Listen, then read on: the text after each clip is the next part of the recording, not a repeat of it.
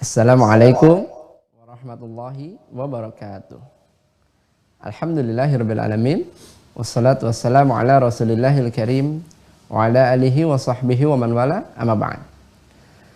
Alhamdulillah, bersyukur pada Allah Subhanahu wa taala yang masih memberikan kesempatan kepada kita semua sehingga kita bisa kembali berjumpa pada pertemuan subuh kali ini, Jumat 18 Jumadil Akhir 1443 Hijrah atau bertepatan dengan 21 Januari 2022 Masehi.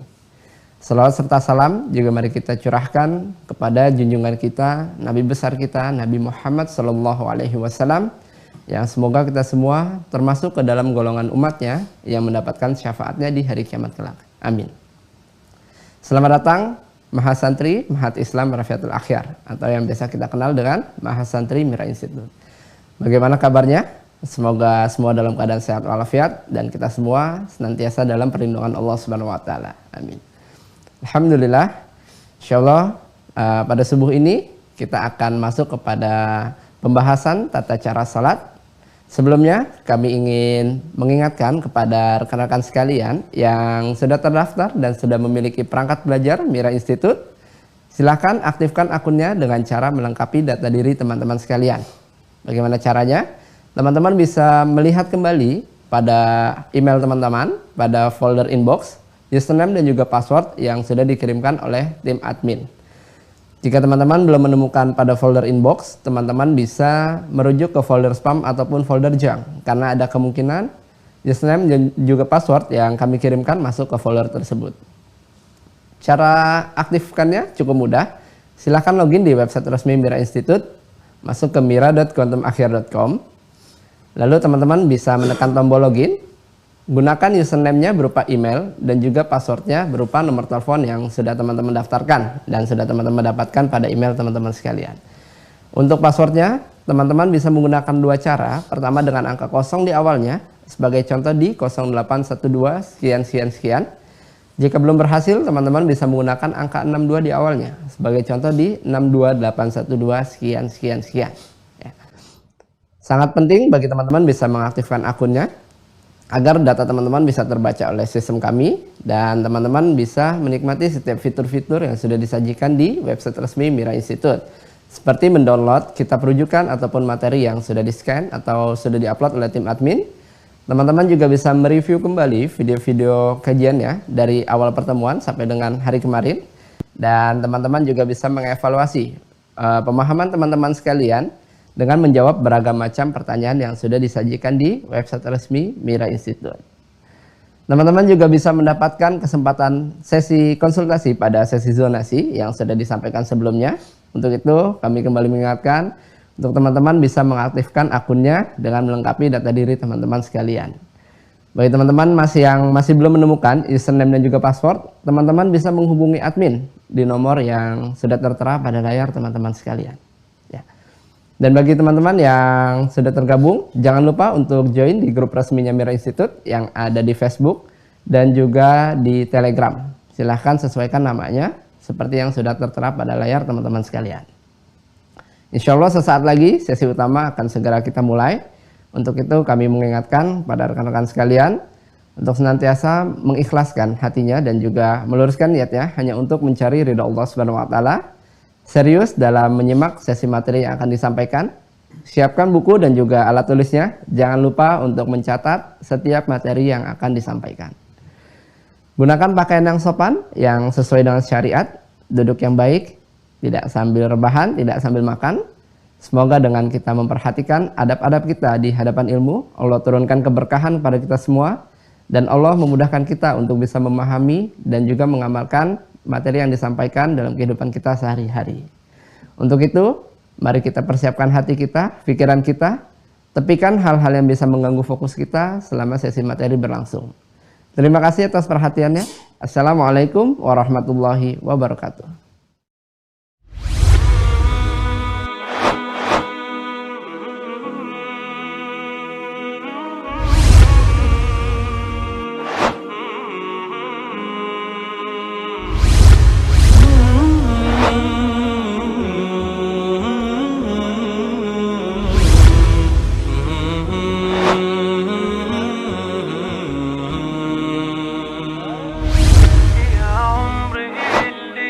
راحت أحلام أوهام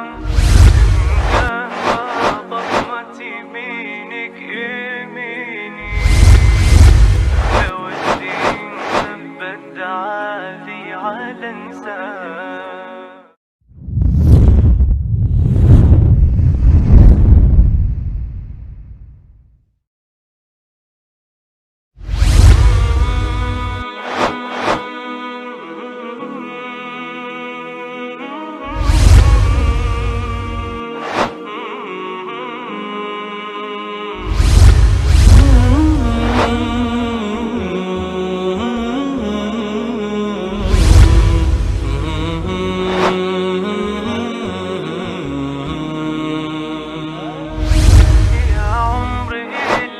راحت أحلام أوهام ضمت يمينك يميني لو الدين ثبت عالي على انسان.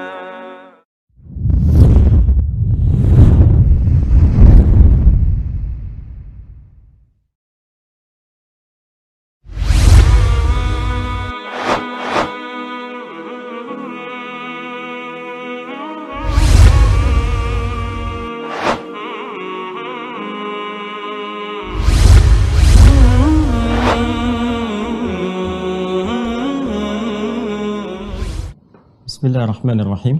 Assalamualaikum warahmatullahi wabarakatuh. Alhamdulillahi wa kafa. Wassalatu wassalamu ala rasulillahil mustafa wa ala alihi wa sahbihi wa man wafa wa ba'd. Fa ya ahbaballahi wa ahbab rasulihi sallallahu alaihi wasallam. Usi nafsi wa iyyakum bi taqwallahi faqad fazal muttaqun fala tamutunna illa wa antum muslimun. Faqala ta'ala Ya ayyuhalladzina amanu taqullaha haqqa tuqatih wa la tamutunna illa wa antum muslimun. Saudara-saudariku, berjumpa kembali dalam Ta'lim Mira di pertemuan kali ini. Alhamdulillah kita awali dengan bersyukur pada Allah Subhanahu wa taala. Kita masih diberikan kesempatan beraktivitas sesuai dengan ajal yang telah Allah tetapkan. Semoga seluruh aktivitas kita baik yang telah, sedang atau akan kita lalui diridhai dan diberkahi oleh Allah Subhanahu wa taala.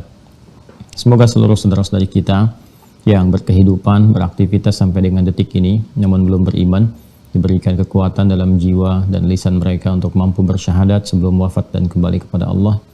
Pun demikian, semoga para pelaku maksiat, dan boleh jadi kita termasuk di antara mereka, diberikan kekuatan, hidayah dalam jiwanya, untuk bisa bertaubat dan memperbaiki kualitas kehidupan lebih baik, dan semoga kita semua wafat dalam keadaan husnul khatimah, insyaAllah.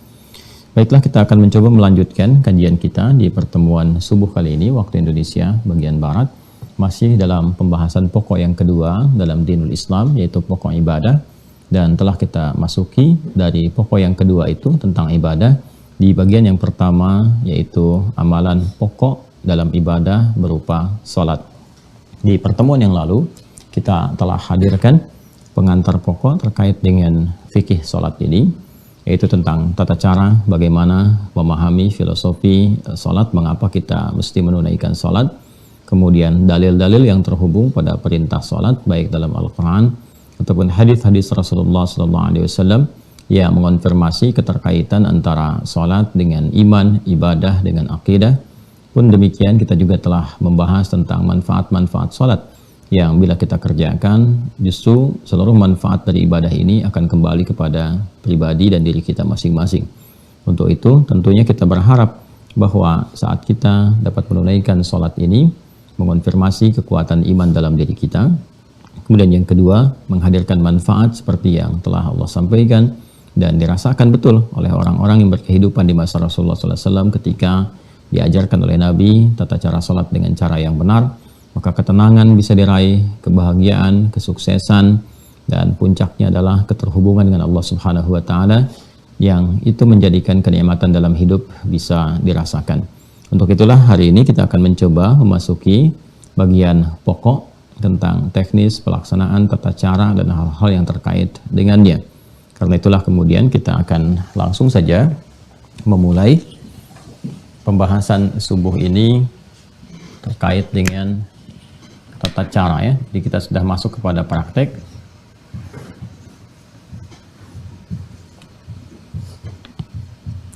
tata cara sholat. Mohon berkenan untuk diingatkan bahwa bagi yang baru bergabung dengan sesi pertemuan kita di kesempatan ini, mohon agar dapat meluangkan waktu, melapangkan hati, belajar pada video-video sebelumnya, ta'lim sebelumnya, sehingga ada ketersambungan dengan materi kita pada saat ini. Tata cara sholat. Ya. Kita mulai sebelum kita menjelaskan tentang praktek sholat dari tata caranya, dan juga terhubung pada keterangan-keterangan baik dalam Al-Quran ataupun hadis-hadis Nabi Muhammad SAW. Kita ingin lihat dulu untuk penguatan antara korelasi iman dengan ibadah yang saling terhubung satu dengan yang lainnya. Ini ada syariat, ini ada akidah, di sini ada syahadatain. Alhamdulillah. Alhamdulillah. Di sini kemudian kita beri contoh yang pertama. Ini tertukar ya. Di sini akidah, di sini syariat. Di sini akidah. Di sini syariat. Kemudian ini syahadat, wujudnya syahadatain. Asyhadu an la ilaha illallah, asyhadu anna Muhammadar Rasulullah.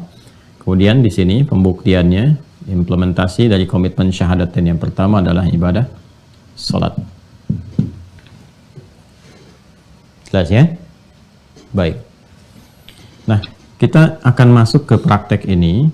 Sebelumnya kita turunkan dulu definisi para ulama tentang salat ini. Ya, kalau kita tuliskan dalam bahasa Arabnya kurang lebih seperti ini. Kita ambil yang umum saja. Ya. Seperti ini ya. Nanti turunannya juga bisa demikian seperti ini. Bisa ditulis begini. Ya. Bisa dalam bentuk jamak seperti ini. Sholawat. Jelas ya? Pelan-pelan. Ini bentuknya bisa begini. 1, 2, 3. Seperti ini ya. Kurang lebih demikian. Bila bentuknya seperti ini, yang pertama ini bentuknya tunggal. Ya, mufrad, singular. Sudah? Dan punya maknanya juga tunggal, 1. Maknanya 1, mufrad, ya. 1 kali gitu. Bila disebutkan yang seperti ini bentuk ini, alif, lam, shad, lam, waw, terus di atasnya waw ini dekat ke lam ini ada alif tegak begini, ya. Kemudian tak marbutah. Ini pun bentuknya secara bahasa bentuk tunggal, tapi memiliki makna yang mencakup juga jamak. Maknanya secara makna bisa mencakup jamak. Pelan-pelan ya. Ini supaya mengerti betul, supaya paham betul sebelum ke praktek. Diulang ya. Kalau bentuknya begini, alif, lam, shad, lam, alif, ta. Maka ini bentuk tunggal. Ya, jadi tulisan seperti ini, bentuknya tunggal. Dan mengandung maknanya pun tunggal, mufrad, singular, 1 kali. Kalau bentuknya begini, alif, lam, shad, lam, waw, kemudian ta marbutah. Dan di sini antara lam dengan wawnya ada fathah tegak. Ya. Ini bentuk ini tunggal juga bentuknya ya secara kata, tapi maknanya bisa mengandung unsur jamak ya. Contoh misalnya, kalau saya katakan bentuk seperti ini tunggal tapi mengandung unsur jamak, meliputi sesuatu yang banyak, seperti al-ins ya atau insan. Baik, Kalau disebutkan al-ins menunjuk pada sifat kelembutan, keramahan, penampakan, insan, totalitas aktivitasnya, itu kan bentuknya tunggal, ya kan? Satu. Tapi dia mencakup cakupan yang luas, baik laki-laki atau perempuan. Insan itu kan manusia, mau manusianya laki-laki, mau perempuan dan sebagainya. Jadi ada satu bentuk, satu kata yang dalam bahasa itu cakupannya bisa luas, bisa mencakup banyak, ya.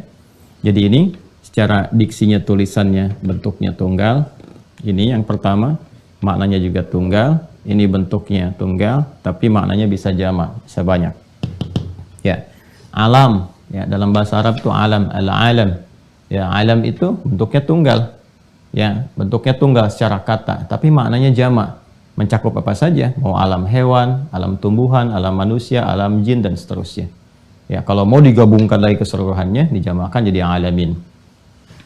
Kalau ini dijadikan bentuk jamak yang lafadznya jamak, nih katanya jamak, lafadz itu kata ya, lafadznya jamak dan maknanya juga jamak, maka seperti ini bentuknya, ya, ini ya, salawat ini lafadznya jamak,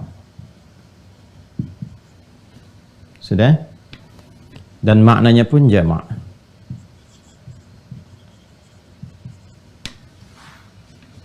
Jelas ya? Baik. Ini tiga ini penting saya sampaikan karena nanti kalau kita menemukan bacaan dalam Al-Quran ataupun hadis-hadis Nabi Muhammad SAW mencakup tentang ini, kita bisa memahami maknanya kemana. Ya? Contoh misalnya, kalau ini sudah jelas, ini tunggal, ini tidak perlu diperdalam lagi. Yang ini nih, ya bentuknya tunggal, tapi maknanya bisa jamak. Ya, maksudnya apa? Kalau disebutkan seperti ini, ya ini yang dimaksudkan adalah menuju kepada pengertian sholat ke sini, sholat, tapi mencakup semua jenis sholat keseluruhannya.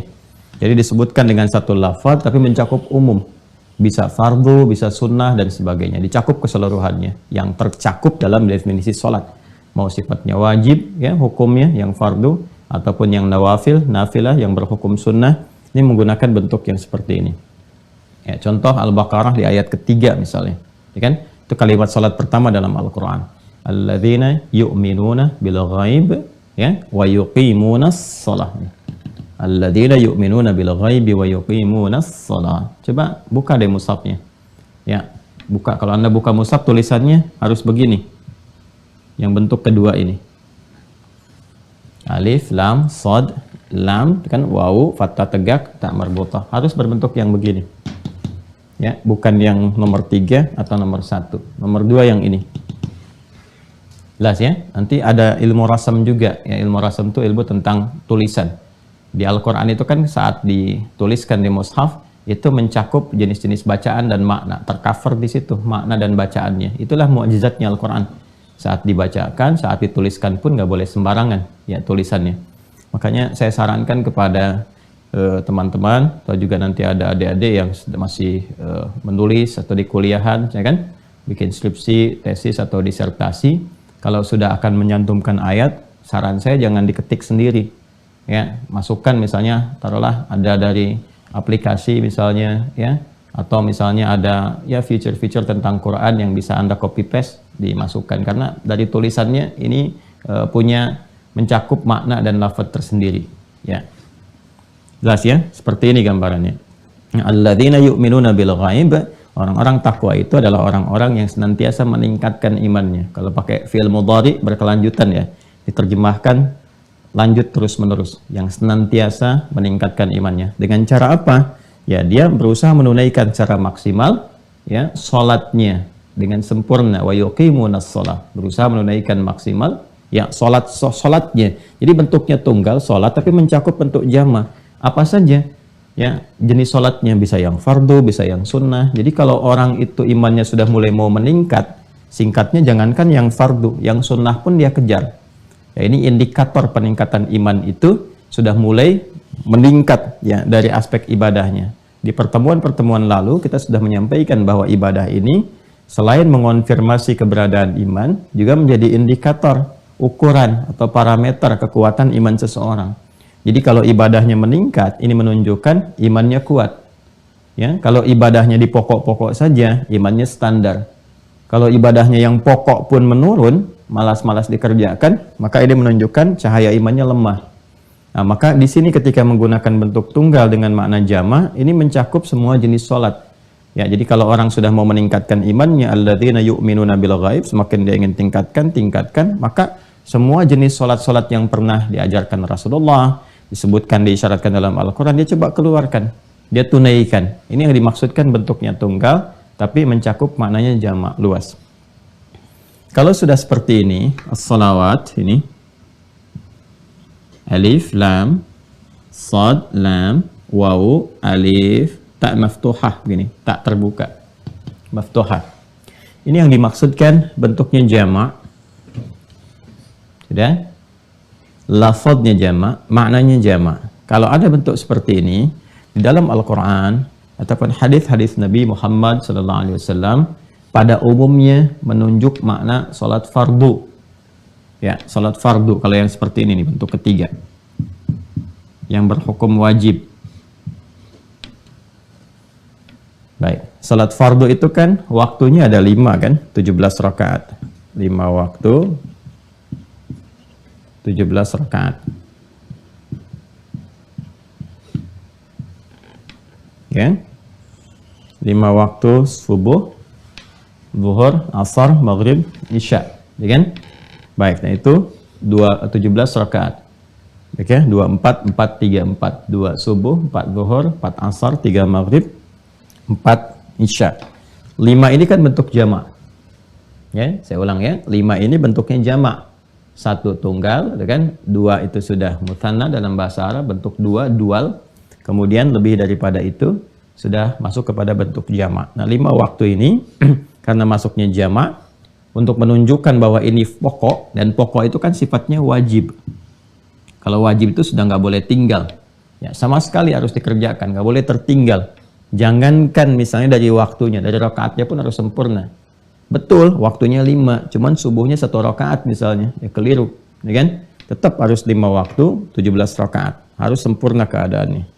Ya, karena sifatnya ini mengikat, fardu, pokok, wajib dilakukan, maka kata yang mewakilinya pun harus tegas sifatnya.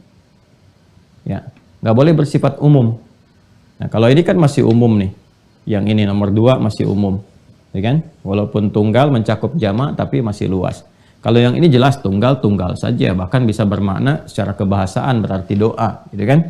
Nah, kalau yang ini, kalau sudah ada as-salawat, ini sudah jelas penunjukannya, dilalahnya jelas menunjuk kepada yang pokok, yang fardu, dengan jumlah rakaat 17, dengan jumlah waktu ada 5. Contoh misalnya kita hadirkan Quran surah kedua Al-Baqarah ayat 238. Jelas ya? Paling kanan sebelah atas di pojok di mushaf. Ya, untuk mempercepat. Hafizu 'alas salawati. Bentuknya begini, harus begini. Harus nomor 3. Ya. Hafizu 'alas salawati was-salatil wusta wa qumu lillahi qanitin. Ada ayatnya? Ya, hafizu. Begini ya. Hafizu 'ala. Nah, as-salawat. Nah, bentuknya harus bentuk ketiga. Ya, perhatikan. Saya tidak mengetahui di terjemahan Anda yang saat ini pegang mushaf misalnya, atau ada aplikasi yang diinstalkan, ini diterjemahkan dengan apa. Ya, walaupun boleh jadi ini rata-rata yang umumnya terjemahkan dengan jagalah, gitu kan? Jagalah oleh Anda sekalian waktu-waktu sholat, ya. Jagalah oleh Anda sekalian, ya, sholat-sholat yang telah ditetapkan. Jadi kalau sudah bentuknya begini, ini yang dimaksudkan sholat fardu yang pokok. Ya, jadi jangan sampai tinggal nih, jangan sampai waktunya berkurang atau rakaatnya tidak tepat. Ini sudah sempurna ya, nggak usah kreatif. Jadi nggak usah mengurangi atau menambah. Jadi yang sempurna betul itu jangan dikurang, jangan ditambahi. Ya, dikurangi tidak sempurna, ditambah juga menjadi celah. Ingat ya, dikurangi itu tidak sempurna, ditambah menjadi celah. Jadi sudah 5 waktu, 17 rakaat. Nah, ini yang pokok sifatnya yang fardu. Maka kalau sudah ditetapkan kata Allah, jaga. Nah, ini bentuk jaganya tuh menggunakan bentuk, kalau di ilmu saraf itu di tasrifnya dari wazan fa'ala yufa'ilu, hafadha yuhafidhu. Asalnya ini. Hafadha yuhafidhu. Ini. Ya. Bukan menggunakan kata hafidha yahfadhu. Yang begini bentuknya, nggak ada alifnya. Sebentar ya, kita detilkan dulu supaya mengerti betul apa yang kita kaji. Kalau begini, nggak ada alif, hafidha, ini menjaga. Menjaga. Penjagaannya bisa dijaga secara fisikal, bisa dihafalkan. Dengan menghafal itu, menjaga itu supaya nggak lepas. Ya, orangnya disebut hafidh. Hafidh. Orang-orang sekarang penghafal Quran disebut hafidh. Kenapa disebut hafidh? Karena dia menjaga Quran dalam dirinya supaya nggak keluar. Jaga dalam ingatannya, gitu kan? Ya, walaupun para ulama dulu menyebutnya dengan hamilul Quran, ya kan? Ya, kalau di Al-Quran malah disebut dengan zikir hafalannya. Ya, orangnya zakir, ya, zakirun Al-Quran. Kembali ke sini ya. Jadi ini kalau hafidha, menjaga. Kalau yang ini ada alifnya, hafadha, yuhafidhu, ya. Ini sudah ada alif, maknanya mufa'alah, bermakna saling. Saling menjaga. Jadi kalau pakai yang ini nggak pakai alif, hafidha yahfadhu, kata perintahnya ihfadh. Yahfadhu jamaknya, ya. Hafidha yahfadhu, ihfadh. Ihfadh. Begini. Kalau ini hafidhu, dari kata hafadha, ya, ada alifnya. Kalau tambahan ada alif setelah huruf pertama, ini maknanya saling. Wazannya fa'ala yufa'ilu. Ya, kayak musafahah, dari kata safaha yusafihu. Ya, saling bersalaman, saling. Jadi kalau mau salaman itu jangan ya akhlaknya, adabnya, ya kalau kita ingin sama-sama gitu kan menghadirkan ke lapangan, itu berdua menyampaikan seperti ini, saling menjawab. Jadi kalau satu sudah begini, jangan salah satu menyampaikan, satu nggak respon, atau harus dipaksa oleh salah satu, ya. Nah, yang normal itu saling. Makanya sofaha itu kan asalnya sesuatu yang lapang. Jadi kalau orang lapang itu salaman itu ya otomatis saja kedua-duanya saling bersalaman begini, ya. Tapi kalau salah satu ada yang belum lapang, biasanya satu begini, yang satu lambat, atau satu begini gitu ya. Nah, itu bukan disebut musafaha namanya.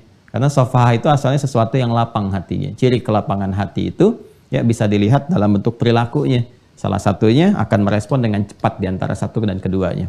Itu gambarannya. Nah, ini hikmahnya apa menggunakan turunan dari kata hafadha dan kata perintahnya hafidhu, menunjuk makna saling, ya, untuk memberikan kesan bahwa saking pentingnya yang fardu ini, yang pokok ini, yang wajib ini, ya, dan diwajibkan oleh Allah untuk memaksa manusia, hamba-hambanya, mendapatkan rahmat Allah. Karena ada orang-orang yang belum paham gitu kan, bahwa sholat itu penting untuk kebahagiaan, sholat itu penting untuk kesehatan, jiwa, fisik, dan akal. Sholat itu penting untuk ketenangan, gitu kan? Dan turunan-turunan lain yang telah kita bahas di pertemuan yang lalu. Sedangkan Allah itu kan maha pemilik rahmat yang sempurna, luas rahmatnya. Wasiat rahmatuh, ya, sangat luas rahmatnya, disebut dengan Rahman, ya, dinamakan dengan Rahim. Saking luasnya, itu Allah sampai memaksa. Kalau nggak sayang, nggak akan dipaksa. Ya, jadi biarkan aja suruh milih. Tapi karena Allah sayang, supaya hidup kita itu bahagia, hidup kita itu sukses, nyaman, ya kan? Bahkan diperdengarkan dalam pendengaran kita setiap hari, setiap berganti waktu di setiap hari, ya kan? Dari subuh masuk ke siang, perdengarkan lagi, ke sore perdengarkan lagi, maghrib sampai mau tidur diperdengarkan. Ya, hayya 'alas shalah, salat, hayya 'alal falah, gitu kan? Bukan buat beban, bukan untuk jadi beban, supaya kamu bahagia, sukses. Sebab ini hukum kehidupan begini, sunatullahnya begini, dari dunia sampai kamu ke alam kubur sampai ke akhirat. Sudah ada sistemnya, Allah yang Maha tahu, ya kan? Dan tanda kepatuhan kita kepada Allah. Dipaksa itu hukum wajib ini sifat memaksa karena sayang. Ilustrasinya begini secara sederhana ya. Walaysa kamitslihi syai'. Orang tua itu kalau melihat ada sesuatu yang penting, anaknya ngeyel, dipaksa kan? Udah kamu pergi aja. Kenapa sih? Nggak usah banyak tanya. Nah kan, kalau udah banyak tanya-tanya begitu, udah langsung disiapin, dipaksa gitu kan? Ya kalau perlu ditarik dan sebagainya. Pada sesuatu yang sangat penting. Ya, hari mau wisuda masih santai-santai, udah tahu macet masih santai-santai, akhirnya kan dipaksa kan, ya, dan seterusnya gitu, dan macam-macam lah yang mungkin bisa terjadi dalam kehidupan kita. Nah ini seperti itu, Allah itu Rabbi Rahman, ibu punya rahim, ya, di tempat itu disayang-sayang luar biasa, sedangkan Allah maha pemilik sifat semuanya, maka wajar kalau menetapkan hukum wajib itu untuk memberikan kesan rahmat yang sangat luas, ya. Nah ini, saking pentingnya ini, diminta kita itu saling menjaga. Karena boleh jadi yang satu itu tidak ingat. Ya, lupa. Atau tidak sadar. Kan itu sudah wajar ya. Kalau sudah lupa kan suka nggak ingat gitu kan. Nah ini kalau satu itu lupa, tidak tahu waktu, yang lain mengingatkan.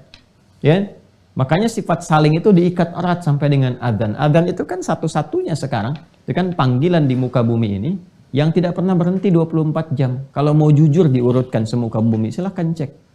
Ya, dan itulah hikmahnya menjadikan setiap waktu itu kan punya perbedaan-perbedaan waktu. Ya, coba kita lihat di Indonesia aja. Jangan skup Indonesianya lah, skup provinsinya aja. Ya, dari Sabang sampai Merauke. Saya misalnya sekarang di Jawa Barat misalnya saat ini. Ya, coba bisa dilihat di Bekasi dengan di Bandung, ya, atau nanti ke Bogor, ke Depok dan sebagainya, itu bisa ada perbedaan waktu. Baik dari detik sampai ke menit. Jadi menariknya satu tempat pun sini adzan, selesai, tempat ini adzan, terus adzan. Kalau kita lihat tuh 24 jam nggak berhenti tuh. Ya, untuk menunjukkan kesan bahwa ya hidup manusia itu harus bahagia, harus sukses, jangan lupa harus tenang dan sebagainya. Kuncinya ini. Ya, kadang-kadang memang ada yang aneh dalam kehidupan tuh. Minta diberikan jalan tapi jalannya nggak ditempuh. Ya, diberikan jalan sholat malah pilih jalan ninja. Ini jalan ninjaku, bukan. Jalan sholatmu itu yang harus diambil. Itu kebahagiaanmu itu ada di situ gitu. Suksesnya ada di situ. Kenapa harus cari yang lain? Ya kan? Nah, jadi ini gambarannya ya. Jadi disinilah penting kemudian ini diterjemahkan dalam bentuk perilaku.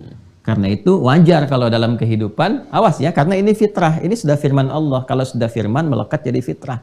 Ya, karena itu wajar kalau tiba-tiba kemudian ya ayah, ibu bisa mengingatkan anak, nah sudah adzan, oh iya mah, karena ini sifatnya sudah melekat, ya kan? Atau anak bisa mengingatkan orang tua, atau bahkan teman, atau yang paling dahsyat, yang belum beriman, teman anda, ya jalan dengan anda, adzan itu bisa mengingatkan, sudah adzan dulu, apa kamu nggak sholat dulu tuh?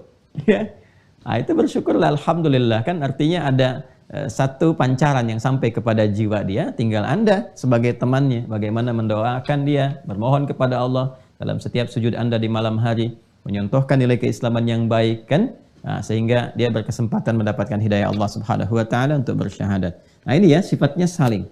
Nah ini kalau kita bawa ke dalam kehidupan berkeluarga atau kehidupan sosial misalnya, ada dipraktekkan.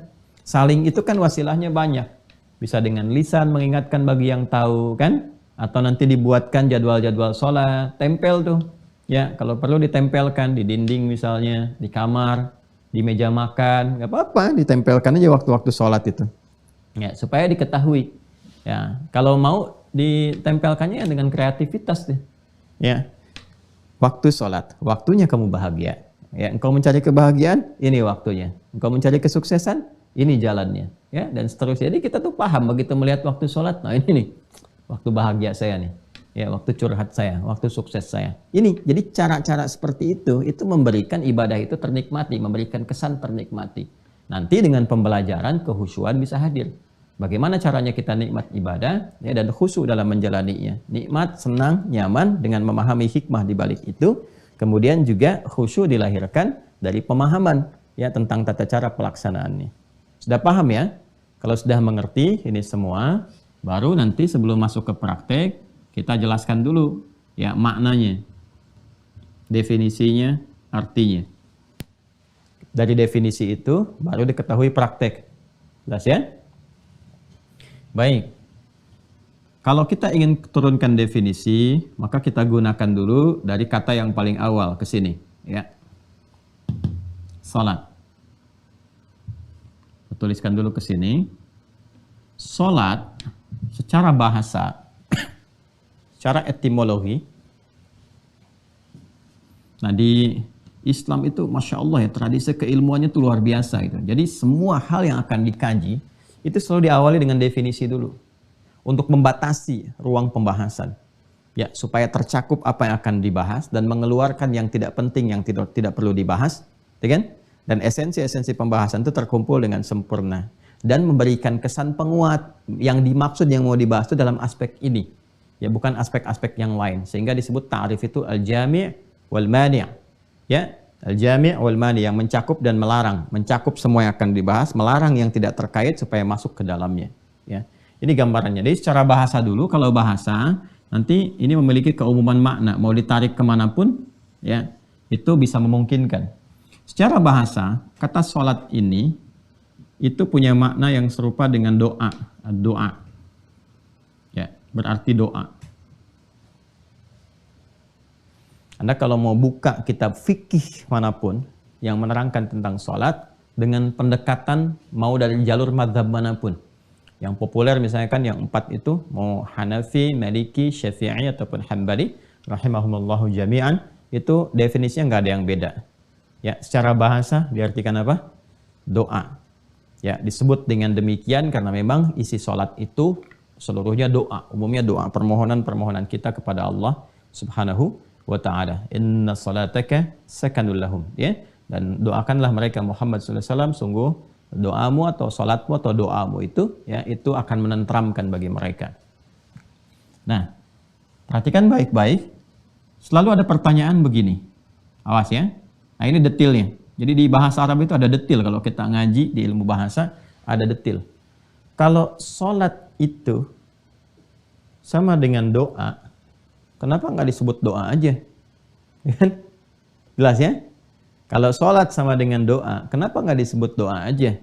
Ya, nah inilah uniknya dalam bahasa Arab itu ada kekayaan literasi kata gitu ya.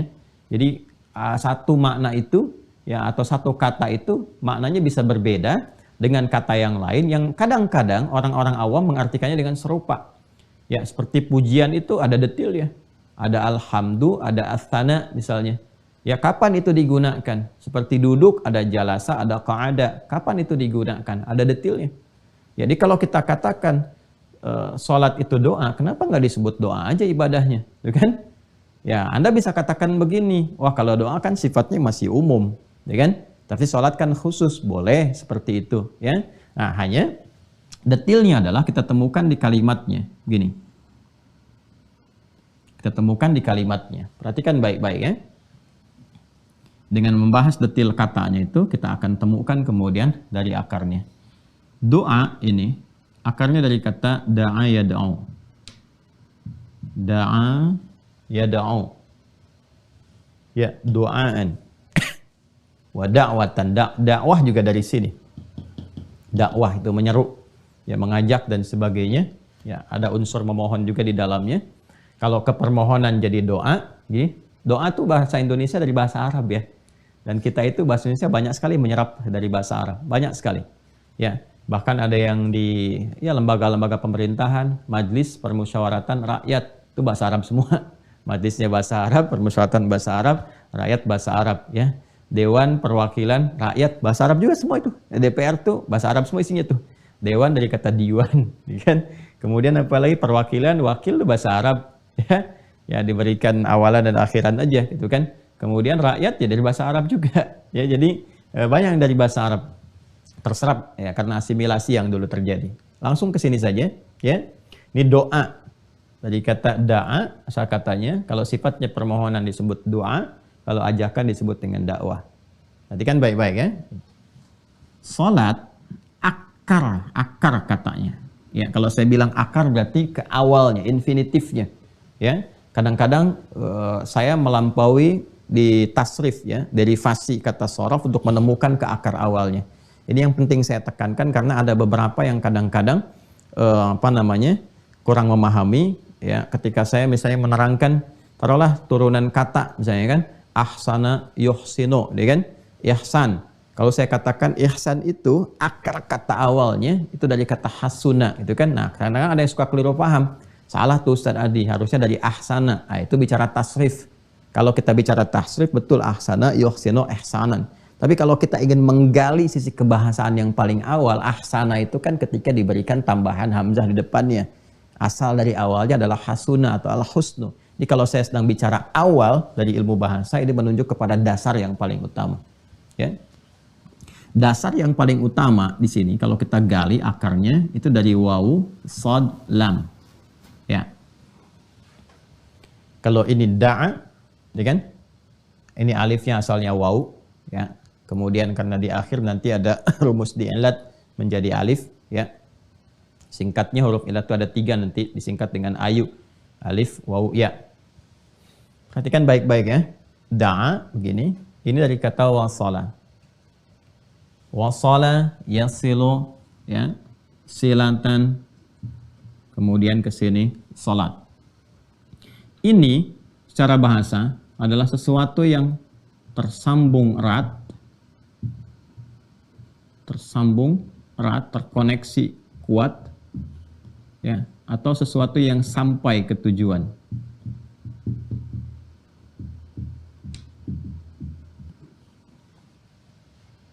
Pelan-pelan ya.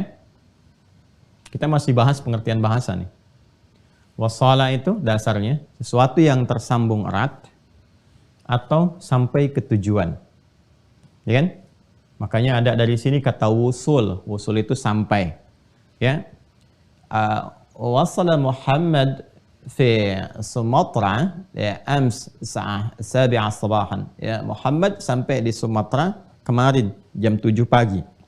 Ya, itu sampai ke tujuannya. Jelas ya? Sesuatu yang tersambung atau terhubung secara erat. Juga akarnya dari sini. Silah, wasala yasilu, ya, ada waslan, wusul, silatan, silah. Silah. Wesel itu dari bahasa Arab juga tuh, wesel. Artinya sesuatu yang sampai, kalau ngirim diharapkan sampai ke tujuan. Ya. Silah, sesuatu yang terhubung erat. Masih ingat silaturahim? Ya kan? Silaturahim, kalau Anda mau kumpul-kumpul kan Anda katakan saya mau silaturahim dulu, ya kan? Nah, silah itu artinya sesuatu yang terhubung dengan kuat. Ya, rahim, satu bentuk perhatian, kasih sayang yang bersumber dari hati yang paling dalam. Bentuk perhatian, kasih sayang yang bersumber dari hati yang paling dalam. Jadi diharapkan dengan bertemu itu, ya kan? Bisa saling ngobrol, bercengkrama, cerita, sehingga melahirkan rasa perhatian, ya kan? Berkasih sayang secara umumnya satu dengan yang lainnya, sehingga melampaui ruang, ya bahkan waktu dari tempat Anda berkumpul sebelumnya. Jadi suksesnya silaturahim itu bukan saat kumpulnya. Kalau saat berkumpul Anda menyapa, wajar orangnya ada. Nanti setelah selesai itu, itulah saat Anda mampu mendoakan kawan Anda itu. Mampu menyapa dia, bertanya kabarnya. Itu yang dimaksudkan silaturahim. Jadi tetap terhubung dengan erat walaupun sudah berpisah ruang. Walaupun sudah berbeda waktu keadaannya. Dari pertama kali bertemu itu. Itu yang disebut dengan silah. Nah, ibadah yang melatih kita sehingga terhubung erat dengan Allah Subhanahu wa taala itu puncaknya. Ya, Anda dengan manusia aja bisa berhubungan erat. Kenapa dengan Allah terpisahkan? Ya kan?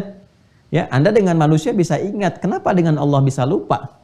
Ya, antaqulu yaumal qiyamati inna kunna an hadza ghafilin. Itu di penghujung ayat 172. Ya, surah ke-7 itu Al-A'raf. Ada orang-orang yang lupa. Mengatakan kepada Allah, saya lupa ya Allah. Ya, nasullaha, ya mereka lupa dengan Allah. Kok bisa gitu? Dengan manusia bisa ingat, dengan penciptanya sendiri dia lupa. Nah, maka kita dilatih oleh Allah, ya kan? Untuk melakukan ibadah yang sifatnya diwajibkan, sehingga dengan itu mengoneksikan diri kita, menghubungkan erat dengan Allah Subhanahu wa taala. Nah, ibadah yang melatih diri kita itu sehingga terhubung selalu terkoneksi dengan erat ya kepada Allah Subhanahu wa taala, itu ibadahnya disebut dengan salat.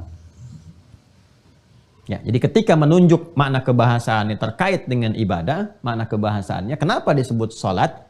Tidak langsung disebut dengan doa, ya, karena perhatikan di sini ada unsur penekanan dari sifat konektivitas yang ini ditekankan, bahwa ibadah yang ditetapkan nama ini memberikan kesan bahwa dengan kamu sholat itu kamu terhubung erat dengan Allah Subhanahu wa taala.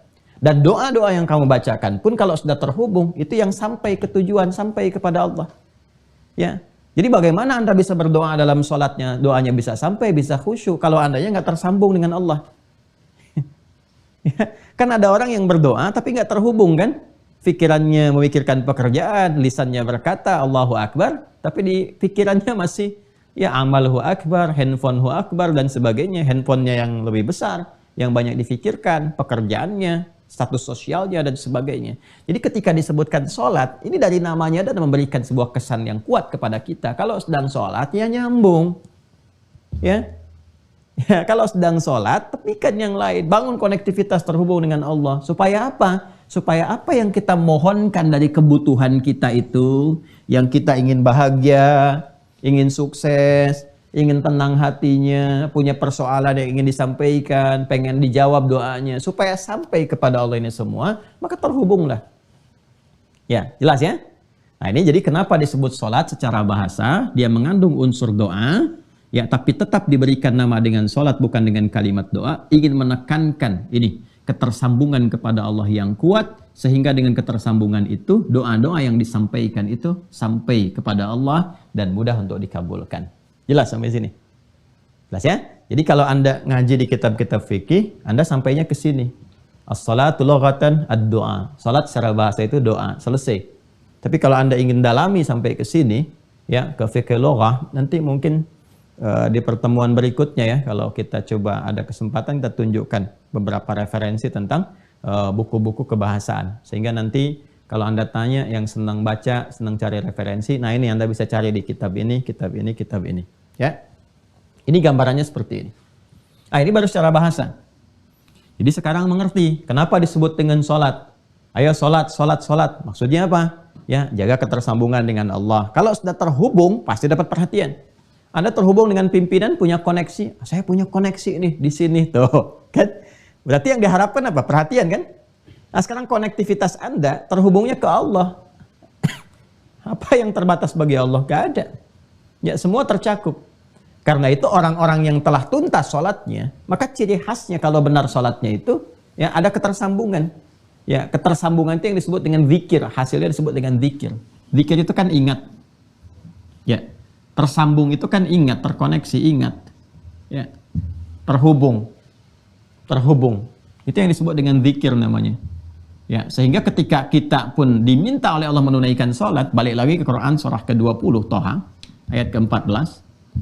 Itu faidahnya untuk menyambungkan keadaan kita dengan Allah. Ya, lihat kalimatnya. Innani anallah. Sungguh akulah Allah, aku tegaskan kata Allah, akulah Allah. La ilaha illa ana. Allah menegaskan gak ada Tuhan yang layak dipertuhankan dan disembah kecuali aku, kata Allah. Fa'budni. Maka sembah aku, buktikan keyakinanmu dengan menyembahku. Gimana caranya ya Allah? Wa aqimis shalah. Tunaikan lewat salat. Salat disebut salat. Ya, apa yang menjadikan saya mendapat manfaat dari salat itu ya Allah? Hikmahnya apa? Kenapa disebut salat? Lidzikri. Lidzikri itu kalimatnya. Supaya ketika kalian menunaikan sholat itu terkoneksi denganku, ingat kepadaku. Ini. Karena itu orang yang telah tuntas sholat, telah selesai sholatnya, telah dia kerjakan, itu keberhasilannya diukur dengan kadar zikirnya. Ingat nggak kepada Allah? Ya, buka Quran surah ke-4 An-Nisa ayat 103.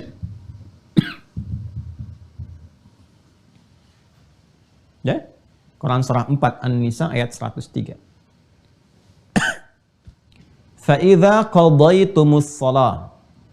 Maka jika Anda telah tuntas mengerjakan sholat, fadhkurullaha. Ya, kalau kita terjemahkan biasa, berzikirlah kepada Allah. Zikir itu apa? Ingat, ingat itu apa? Terkoneksi, tersambung. Ya, coba lihat di jaringan Anda sekarang yang sedang online. Coba lihat, kalau Anda buka konektivitas, connectivity jaringan, coba tersambung kan? Tersambung atau terputus? Coba lihat di pinggir komputer Anda itu sebelah kanan, ya, atau atas tuh. Sinyal terputus, sinyal tersambung kembali. Tersambung itu ya ini zikir. Ya. Fadhkurullaha. Maka orang yang telah tuntas mengerjakan sholat itu, ciri khas keberhasilan sholatnya itu bisa terlihat akan konektivitasnya kepada Allah. Segera sambungkan dirimu, koneksikan. Ya, maka orang yang telah tuntas sholatnya selesai, kalau benar-benar berhasil, maka dalam berdirinya qiyamah, dalam duduknya wa qu'uda, bahkan dalam tidur berbaringnya wa ala junubikum, itu tersambung dengan Allah. Orang yang sudah tersambung terjaga. Ya, dia ingat Allah. Kalau sudah ingat Allah kan dia berdiri mau jalan, nggak mungkin melakukan tindakan yang tidak disukai Allah, karena saat dia akan bertindak dia ingat Allah. Mau bicara, nggak mungkin kotor. Kenapa? Sebab ketika akan bicara, ingat Allah nggak suka dengan kata-kata kotor. Ya kan? Nggak mungkin, ini hari Jumat nih, nggak mungkin pulang dari Jumat tertukar sandal. Mustahil. Kenapa? Saat akan melangkah itu ingat. Jadi begitu akan pakai, nggak mungkin tertukar. Ingat, ada yang melihat, ada yang mengawasi, dan sebagainya. Itu konektivitas. Nah, orang-orang yang terus tersambung seperti ini, ya tersambung dengan kuat, maka apapun yang dia mintakan kepada Allah, itu akan terkabul dengan cepat. Ya, Anda saja kalau punya koneksi, punya ketersambungan dengan siapapun dalam kehidupan manusia itu, mudah kan mengaksesnya? Ya, Pak, saya mau ke sana, Pak. Bisa nggak disiapkan begini? Oh, biar Pak, siap. Bisa. Ya, insya Allah. Itu selesai. Sekarang apa yang mustahil bagi Allah? Minta, dikabulkan. Ada orang-orang yang saking kuatnya konektivitasnya kepada Allah, belum minta, sudah dikabul. Karena Allah Maha mengetahui apa yang dirasakan hamba itu, dan menjadi bagian kebutuhannya. Ya, kebutuhan hamba. Ini gambarannya. Nanti kalau sudah masuk ke bagian fase yang agak akhir-akhir, kita akan bahas. Nah, kenapa setelah sholat nanti ada zikir? Itu salah satu hikmahnya. Untuk menguatkan koneksi. Karena ada orang yang saat sholatnya belum terkoneksi kepada Allah. Ya, rukunnya benar. Ya, secara praktikal. Tapi hatinya kurang khusyuk. Itulah sebabnya kenapa setelah sholat, zikirnya ditambah untuk menguatkan konektivitas itu. Supaya betul-betul nyambung. Nah ini, saya ingin menjelaskan dari sisi kebahasaan dulu. Sehingga paham. Jadi kalau menemukan kata sholat, di Al-Quran, di hadis, bahkan di kitab-kitab fikih, kita mengerti, ya, jelas ya, dan manfaatnya selalu kaitkan ke sini. Di Islam tuh nggak ada yang tidak terkorelasi. Jadi selalu apa yang dikerjakan punya hikmah, punya makna, dan punya manfaat. Baru sekarang secara istilah. Istilah itu kalau sudah disebutkan, itu membatasi ruang yang akan dikaji atau diuraikan sesuai dengan frame istilah yang dimaksudkan. Dalam istilah apa? Ya, apakah dalam istilah fikih? Ya, sunnah dalam istilah fikih nanti berbeda dengan istilah usul fikih, berbeda dalam istilah ilmu hadis, ya. Nah, sekarang sholat secara umum disebut doa.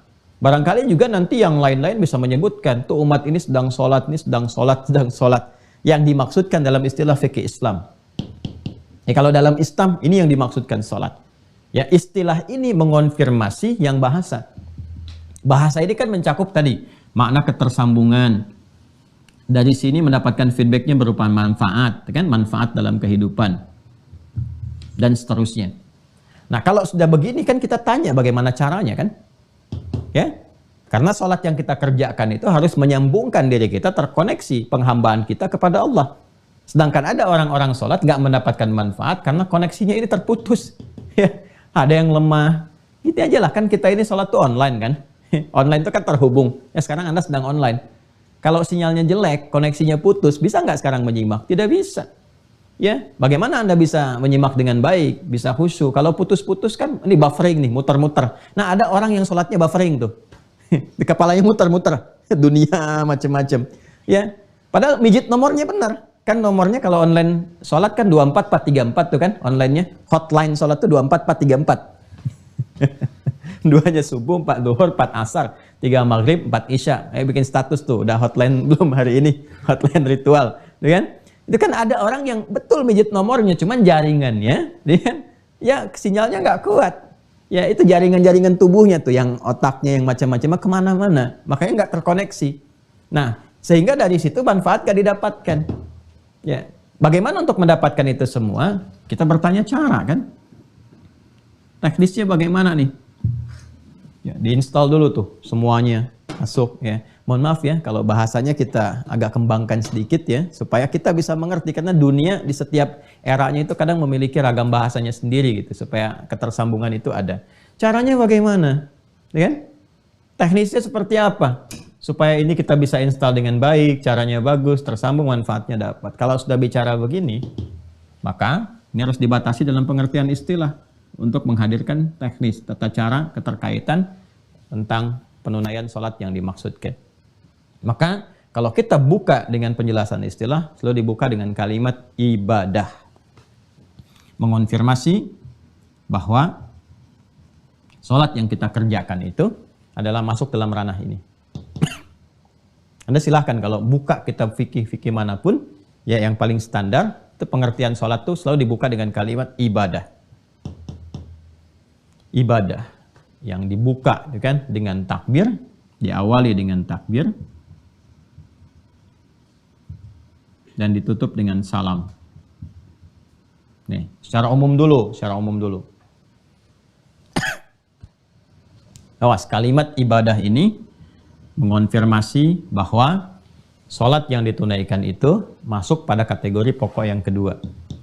Dari 4 pokok itu. Ada akidah, ada ibadah, ada muamalah, ada akhlak. Sholat masuk pada kategori ini. Ketika disebutkan ibadah, konsekuensi keduanya mengonfirmasi dari iman. Artinya apa? Kalau dia sholat, berarti dia beriman. Seperti hadis yang kemarin saya sampaikan. Jelas ya? Dan ayat yang tegas menyampaikan, wa ma kana Allahu liyudhi'a imanakum. Ya kan? Artinya kalau ada orang nggak sholat, nggak ibadah, mengonfirmasi bahwa ada persoalan dalam imannya. Apalagi kalau dia mengaku muslim, mengaku beriman, nggak sholat. Nah, ini persoalan serius. Ya? Nah, ini gambarannya.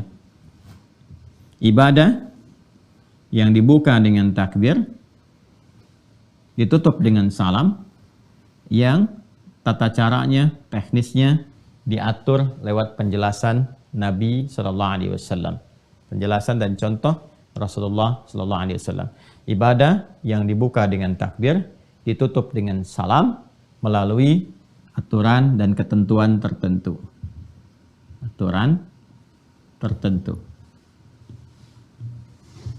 Mencakup rukun dan syarat.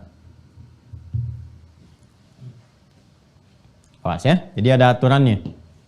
Jadi bukan sekedar dibuka dengan takbir, diakhiri dengan salam, baru takbir langsung salam. Tidak. Ya. Ada aturannya, ada ketentuannya, ada caranya, ada prakteknya. Awas, pelan-pelan ya. Nah, ini, saya akan kotaki dulu. Ini yang memberikan batas tentang pengertian sholat, yang mencakup makna ibadah di dalam Islam, yang dengan penunaian ibadah seperti ini, sesuai dengan kualifikasi yang disebutkan, ini yang bisa menjadikan kita sampai tersambung kepada Allah. Mendatangkan kekhusyuan, apa yang kita inginkan itu khusyuk, menikmati ibadah. Dan dampaknya pada kehidupan melahirkan manfaat. Tanha anil fahsyai wal munkar, tatmainnul qulub, falah. Dan itu dampaknya dari sini, ke sini dulu, nyambung dulu baru dapat. Ya. Makanya yang qad aflahal mu'minun itu, qad aflahal mu'minun, yang akan dapat falah insan beriman itu, sukses, bahagia. Kapan? Ya alladzina hum fi salatihim, yang mereka itu kualitas salatnya khasyi'un, khusyuk, nyambung dulu. Begitu tersambung, ada kenikmatan dalam salat, minta sesuatu, apa aja dikabulkan, falah dapat. Itu yang dimaksud hayya 'alal falah. Nah, cara ini harus terpenuhi dulu. Untuk khusyuk ada cara. Ya, jadi kalau kita mau ambil di sini, ya. Tabelnya begini ya urutannya nih. Caranya dari cara dapat kekhusyuan, ya. Dari khusyuk kemudian mendapatkan manfaat. Manfaat ini banyak nanti. Ada terkait dengan dunia, ada terkait dengan alam kubur, ada terkait dengan akhirat. Dan konfirmasi di akhirat saat hisab pertama kali itu sholatnya. Ya. Punya koneksi nggak dengan Allah tuh? Ya, tersambung nggak? Ya, dia ada hubungan hamba dengan pencipta nggak? Khalik makhluk nggak? Itu yang pertama dikonfirmasi sholatnya dulu. Ya, inna awwala ma yuhasabu bihil abdu yaumal qiyamati as-shalah. Amalan pertama yang akan dihisab di hari kiamat itu sholat.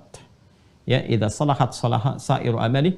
Ya, jika bagus sholatnya, ini pertanda baik amal-amal yang lainnya. Wa idza fasadat fasada sairu amali. Dan jika jelek sholatnya, ada persoalan, ini menjadi pertanda yang tidak baik untuk amal-amal yang lain. Karena ini amalan pokoknya. Ya, ini tiang-tiangnya. Nah ini ya. Jadi kalau kita ingin sampai ke sini nih, pertanyaannya, ya, Ustadz, kok bisa sholat mencegah perbuatan keji dan mungkar? Yang dulu-dulu, gitu kan? Ya, itu terjadi. Kenapa yang sekarang sholatnya sama, tapi tidak melahirkan manfaat-manfaat yang dimaksudkan? Cek, khusyuk nggak sholatnya? Ya? Oh ternyata nggak khusyuk. Kenapa? Lihat caranya, cara menunaikannya. Nah ini persoalannya. Jadi kalau caranya benar, lahir kehusyuan, ternikmati sholatnya, manfaat datang. Dunia yang 5 kemarin kita sebutkan. Ya, alam kubur terjaga. Nanti dibuktikan saat masuk kuburan. Kalau sekarang kan belum kelihatan. Jadi saat masuk kubur baru terasa. Ya kalau ingin cepat merasakan, ya nggak bisa juga sesuai ajal. Kalau ajalnya tiba, baru kemudian masuk ke sini. Di akhirat jelas, semua terkonfirmasi, semua jelas. Hadisnya, ayatnya, dan sebagainya. Nah sekarang kita berada di fase ini. Karena pertanyaannya ini di awal tentang caranya, maka kita akan masuki fase yang ini. Nah, ini pengantar kepada cara. Pokoknya banyak mukaddimah deh. Karena mukaddimah itu dasar pemahamannya. Jadi kalau nggak disampaikan dari sini nih, bisa aja kita langsung bahas. Begini caranya, begini, begitu, dan sebagainya. Tapi kita nggak akan merasakan ya sensasi pembahasan dan pemaknaan yang mungkin bisa mengantarkan kepada motivasi yang kuat untuk menunaikan sholat dengan cara yang benar. Nah, ini kita akan gali, teman-teman, dengan mengambil penjelasan Nabi dulu. Kalau sudah masuk cara kan teknis ya. Kalau teknis kan sudah masuk pembahasan ya dan penjelasan. Kalau sudah masuk penjelasan, porsinya ada di hadis. Ya, di Rasulullah sallallahu alaihi wasallam. Rasulullah sallallahu alaihi wasallam. Temukannya di hadis. Ya, kalau cari dalil perintah di Al-Qur'an. Ya, Al-Qur'an dah menyampaikan perintah-perintah umum seperti ini. Teknis hadis, karena hadis kan bicara tentang contoh dan seterusnya ya. Ya, kalau semua dijelaskan di Quran, betapa tebal Qurannya itu. Karena semua detail ada di situ. Tidak. Itulah indahnya Islam. Yang terkait dengan praktikal bisa dilihat, ada kemudahan. Ya, tapi hal-hal umum yang secara prinsip mesti ada, langsung firman turun. Supaya nggak beda antara lafaz dengan makna. Yuk kita cek dalam hadis. Kita ambil dua yang paling sahih saja dulu ya. Karena ini baru dasar. Nanti setelah itu baru masuk kitab sunan. Ya, kita ambil di Al-Bukhari. Ya. Diambil tuh dilihat, maksudnya dicek, bukan diambil Al-Bukhari-nya. Ya, hadis riwayat. Kalau saya sebutkan HR, ya, hadis riwayat. Kalau saya sebutkan QS, Al-Quran surah. Jelas ya? Supaya sepakat dulu ya. Hadis riwayat Al-Bukhari. Nomor hadis 757. Nanti kita buka kitabnya. Kemudian hadis riwayat Muslim, Imam Muslim. Saya dahulukan Al-Bukhari dulu. Nomor hadis 397. Ini insya Allah kalau kitabnya sama, saya kira nggak akan beda ya nomornya. Nanti kita cek nanti ya. Ya, ini saya sudah sering menyampaikan saja, jadi masih agak ingat ini. Kita cek rawinya, sahabat Abu Hurairah. Abu Hurairah. Abdurrahman bin Sakhar. Sudah? Nanti dari Abu Sa'id, dari Abu Hurairah radhiyallahu taala anhu, dari Rasulullah sallallahu alaihi wasallam. Teruskan dulu ya. Kisahnya tentang kisah seorang sahabat ya yang ditelusuri, konon namanya Khalad bin Rafi' Az-Zuraiki. Khalad bin Rafi' Az-Zuraiki. Kalau di hadis nggak disebutkan, nanti rajulun saja, di sirah kita akan bisa lacak gitu kan, dan seterusnya. Ada yang menyebutkan ini namanya. Yaitu indahnya Islam tuh terkonfirmasi semua gitu, literasinya tuh nggak memberikan celah bagi kita itu ya untuk bisa menyoal. itu indahnya tuh. Di semua ada jalurnya, ditutup semua itu. Ya, dan kalau ada yang bermasalah langsung turun statusnya. Ya, dhaif langsung dan seterusnya, sehingga kita nggak ada celah untuk nyoal mau dari sisi mana. Ya, kita buka saja langsung ya ke hadis kitabnya. Saya pakai yang umum dulu ya. Kalau yang umum tuh maksudnya yang matannya semua. Kalau pakai syarah itu udah berapa jilid sendiri. Ya, Al-Bukhari kalau pakai syarah Fathul Bari saja udah 18 jilid. Hadis Muslim pakai syarah Imam Nawawi udah 9 jilid. Jadi saya pakai yang ini untuk memudahkan, 1 jilid. Yang umum semua, langsung hadisnya. Yang ini Sahih Muslim ya. Ya. Sahih Muslim nomor hadis 397. Kita lihat Kitabus Shalah. Saya nggak keliru, Kitabus Shalah. 136 Pak kalau nggak salah namanya. 397. Nah ini dia nih. 134 ya, sama 134. Ini ya nomor hadis 397 di sini. Ya. Ya, sebelah kanan di pertengahan. Saya simpan dulu begini. Yang ini nomor hadis 757. Konfirmasikan dulu. Bismillah. 757. Nah, ini dia. Nih, di sini ya. Halamannya 126 ini. Yuk kita konfirmasi. Ini sama nih, ya, ini sama. Nanti ada juga versi riwayat yang senafas dengan ini, tapi nanti lebih lengkapnya lagi. Karena saya pernah sampaikan kan kepada Anda, kalau Nabi menyampaikan, ada yang disampaikan itu 10 orang, ya, yang mendengar atau menyaksikan. Kadang-kadang kalau cerita lagi kepada yang lain kan, ya, isinya sama, tetapi kadang-kadang versi bahasanya berbeda. Ada yang menyampaikan secara singkat begini, ada yang menyampaikan urutan-urutan dari awal, ya kan? Kamu tadi ngaji apa sama Ustadz Adi? Ya, ada 3 yang menyimak secara bersamaan. Itu ceritanya bisa beda tuh, walaupun mungkin yang disampaikan isinya sama. Ada yang mengurutkan, saya tuh ngaji tadi ya, nungguin dari jam 5, Ustadznya mulai dari jam 5.20. Ya, ada pembukanya dulu begini. Ada yang langsung nyampaikan, tadi saya ngaji pergi sholat, ya itu pembuka dulu mukadimah sampai 1 jam lebih, ya, baru masuk kepada intinya. Ada yang langsung tadi ngajinya tentang fikih sholat, cara sholat begini, manfaatnya begini, macam-macam. Intinya kan sama, cuma nanti dari gabungan semua itu kita mendapatkan manfaat lebih luas. Itu di ilmu hadis disebut al-jam'u wat taufiq, mengumpulkan semua yang terkait dengan referensi riwayat, lalu diambil petunjuknya kemana arahnya. Nah, itu yang dilakukan. Baik, kita dahulukan Al-Bukhari ya, karena tadi nulisnya di situ di Al-Bukhari. Sekali lagi ini kitab yang Al-Bukhari, halaman 126, ya, nomor hadis 757. Ya, saya bacakan di Kitabul Adzan ya, topik yang ke-10. Bismillahirrahmanirrahim. Qala al-Imam al-Bukhari qala haddatsana Muhammad bin Bashar qala haddatsana Yahya bin Ubaidillah qala haddatsani Sa'id bin Abi Sa'id an abihi an Abi Hurairah radhiyallahu taala anhu. Nah, ini tadi yang saya sampaikan. Hadis riwayat Abu Hurairah. Clear ya? Jelas ya? Baik, jadi rawinya sesuai. Anna Rasulullah sallallahu alaihi wasallam, bahwa Rasulullah sallallahu alaihi wasallam beliau mengisahkan, ya, dakhala al-masjidah, satu kali memasuki masjid. Kalau sudah pakai al-masjidah, ya, alif lam ini umumnya dipahami Masjid Nabawi. Ya, masuk ke Masjid Nabi. Fadakhala rajulun fasalla.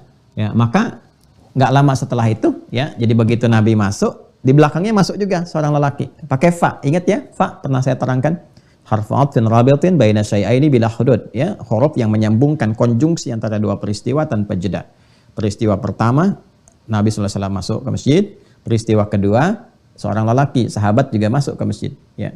Ini di awal-awal ya, di awal-awal nih masa-masa keislaman, artinya masa-masa sholat diajarkan. Kan sholat itu diturunkan perintahnya setahun sebelum hijrah kan ke Yathrib, kelak jadi Al-Madinah Al-Munawwarah. Ini di awal-awal masa Islam. Nabi masuk, laki-laki ini masuk juga. Nah, ini antara Nabi masuk dengan laki-laki masuk ini jedanya nyaris tanpa jeda. Jadi masuk, ini masuk, ikut ya. Kemudian fasalla, orang ini sholat. Ya, bisa dipahami nanti kalau kita duga, dia kan baru masuk masjid, berarti kan yang paling gampang tahiyatul masjid kan. Ya, kalau sholatnya sudah masuk sholat yang fardu, pasti berjamaah, Nabi ngimamin, sholat di belakang Nabi. Redaksinya pasti akan berbeda. Redaksinya orang itu misalnya sholat ngikut Nabi, makmum, tapi ini tidak. Ya, ini terpisah, jadi Nabi sudah masuk, orang ini masuk, dia sholat. Diduga kuat, ini sholatnya tahiyatul masjid. Nah, maka sunnahnya saat masuk masjid, ya kita tunaikan tahiyatul masjid kalau waktu itu memungkinkan. Tahiyatul masjid itu adalah setiap sholat yang dikerjakan 2 rakaat. Ya, di awal kita saat memasuki masjid. Jadi apapun jenis sholatnya tidak dirinci. Ya, idza dakhala ahadakumul masjidah fala yajlisa hatta yusalli rak'atain. Kalau Anda satu di antara Anda itu masuk masjid, maka disarankan tidak langsung duduk, ya, kecuali diawali dengan sholat 2 rakaat. 2 rakaat itu umum sifatnya apa saja. Ya, kalau Anda misalnya datang bersamaan dengan 2 rakaat sebelum subuh, ya Anda tunaikan 2 rakaat sebelum subuh. Nah, itu sudah masuk kategori tahiyatul masjid juga. Jadi dari penamaannya masuk tahiyatul masjid, jenisnya bisa macam-macam. Ya, bisa 2 rakaat misalnya nawafil, yang sunnah, rawatib bisa. Ya, atau begitu masuk sudah dimulai sholat fardu, jangan sholat sunnah sendirian, tidak. Langsung aja ikuti sholat subuhnya itu. Ya, 2 rakaat itu. Jadi itu sudah ditunaikan, 2 rakaat sudah subuhnya sudah selesai. Dan itu sudah terpenuhi juga, ya, untuk penghormatan terhadap masjidnya. Jadi semua jenis sholat 2 rakaat yang kita kerjakan saat kita ada di masjid itu sudah masuk kualifikasi itu. Itu nama umum sifatnya. Nah, sekarang saya masuk masjid aja Ustadz, bukan di waktu-waktu sholat yang khusus sifatnya. Bukan di 5 waktu itu. Jam 9 saya ke masjid, ya nggak ada waktu sholat khusus tertentu. Bagaimana? Ya tunaikan aja. Ya wudhu misalnya, kemudian niatkan. Sholatnya apa? Bisa sholat sunnah langsung misalnya, sholat sunnah wudhu, atau langsung disebutkan tahiyatul masjid, boleh. Ya, jadi mau duha boleh, atau langsung sebutkan tahiyatul masjid ya boleh. Jadi sholat tahiyatul masjid itu umum sifatnya, sepanjang setiap sholat yang rakaatnya 2. Nah, jadi orang ini sholat, fasallama. Ya, fasallama ala nabiyyi sallallahu alaihi wasallam. Begitu selesai sholat, dia mendatangi Nabi. Di redaksi lain nanti ada yang lebih panjang. Ya, begitu dia fasallama, ya, dia salam, thumma atan nabiyya sallallahu alaihi wasallam. Ya, dia datang kepada Nabi sallallahu alaihi wasallam. Ini redaksinya dipersingkat. Tadi kan gimana orang yang menyampaikan kepada kita itu redaksi yang diterima dari orang-orang yang ada, dia mengisahkan sampai kepada kita. Fasallama ala nabi sallallahu alaihi wasallam, maka dia datang kepada Nabi sallallahu alaihi wasallam mengucapkan salam. Faradda, maka Nabi membalas salamnya. Nah, ini ingat ya, menyampaikan salam sunnah, menjawab hukumnya wajib. Jadi kalau orang mau siapapun ngasih salam, jawab. Ya, jawab. Jangan melihat perasaan karena itu hukumnya wajib. Ya, kalaupun ada sedang bersengketa, dia mengucapkan salam, jawab dulu aja. Waalaikumsalam warahmatullahi wabarakatuh. Itu bisa melenturkan juga. Ya. Ya, ada suami istri sedang punya masalah, suami pulang ke rumah, Assalamualaikum. Lam. Atau dilirik apa? Kok nggak dijawab, mah? Ya, sir. Salam nggak bisa sir, jahar, ribut lagi deh. Enggak, salam jawab aja. Ya, boleh jadi dengan itu nanti ada satu hikmah tertentu untuk melembutkan jiwa. Faradda, maka dijawab oleh Nabi SAW salamnya. Waqala, lalu Nabi langsung mengomentari tentang salatnya. Nah, ini yang menarik nih. Irji' fasalli fa innaka lam tusalli. Ya, setelah dijawab oleh Nabi, kamu salat lagi karena kamu tadi belum salat. Tuh, lihat ya. Lihat detail kalimatnya. Irji' fasalli fa innaka lam tusalli. Kamu balik lagi karena kamu tadi belum salat. Salat lagi. Ya, maka kemudian apa yang terjadi? Faraja'a yusalli kama shalla. Maka dia balik salat lagi, ditunaikan seperti yang tadi persis. Jadi dia salat seperti yang tadi. Ya. Lalu apa yang terjadi? Kemudian tsumma ja'a fa sallama 'ala Nabi sallallahu alaihi wasallam. Maka dia balik lagi ke Nabi, ngucapin salam lagi. Assalamualaikum ya Rasulullah. Dia datang kembali. Maka faqala irji' fa shalli fa innaka lam tusalli. Nabi komennya sama lagi dengan yang pertama tadi. Kamu salat lagi karena kamu belum salat. Padahal udah 2 kali itu. Ya, salatan sampai 3 kali dia melakukan itu. Jadi dia sholat, setelah selesai datang lagi pada Nabi, dia nyalamin, ya, maksudnya memberikan salam, Assalamualaikum ya Rasulullah. Dijawab Waalaikumsalam. Ya, sudah dijawab Waalaikumsalam, ya kan, dijawab salamnya, faradda alaihi. Kemudian Nabi mengatakan, kamu sholat lagi karena kamu belum sholat. Padahal sudah sholat. Diulang, datang lagi, disampaikan yang serupa sampai 3 kali. Ya, setelah yang ketiga kali ini, faqala, maka dia kemudian berkata, dia menyadari nih, ini ada yang salah nih. Saya disuruh sholat lagi pasti ada yang salah. Nah, ini yang paling menarik ya. Nah, maka apa yang dia katakan? Fawalladzi ba'atsaka bil haqq ma uhsinu ghairah. Ya Rasulullah, demi Allah yang telah mengutus engkau bil haqq dengan semua kebenaran. Kau itu yang paling benar, ajarannya benar, semua yang melekat padamu benar. Ini bahasa yang sangat sopan, halus sekali. Ya, ini sudah memberikan kesan. Apa kesannya? Bahwa pada diri saya pasti sholatnya ada yang nggak benar tadi ya Rasulullah. Kan? Ada yang nggak benar. Ya, maka demi Allah yang telah mengutus engkau dengan segala kebenaran. Ya, terus dia jujur dulu. Apa jujurnya? Ma uhsinu ghairah. Ya Rasulullah, saya itu mampunya menunaikan sholat yang seperti tadi, nggak bisa lebih baik dari yang tadi. Taunya baru seperti tadi itu, ya kan? Maka alimni fa'alimni, mohon ajarkan saya seperti apa yang benar. Ini hebat sekali. Ya, ini hebat sekali.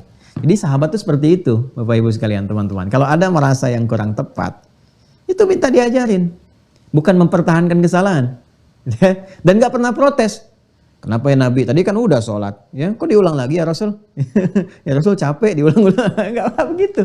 Ya, coba deh, kalau tipikal sahabat ini ditanamkan, ya kan harus ada trust juga ya. Ada trust, dari trust itu anak nggak protes. Ya, anak disuruh, nah ulangi sholatnya, kenapa sih? Kan tadi barusan udah sholat, ya padahal ada yang salah tuh. Nah coba dilihat lagi, nanti ada fikihnya tersendiri. Ya, fikih, nanti ada fikih pembelajaran dari orang tua ke anak. Kan Nabi contoh teladan. Ya, ngajarkan ke anak bagaimana, ke cucu bagaimana, ke teman bagaimana. Ini sahabat nggak marah, nggak protes, langsung sami'na wa ata'na.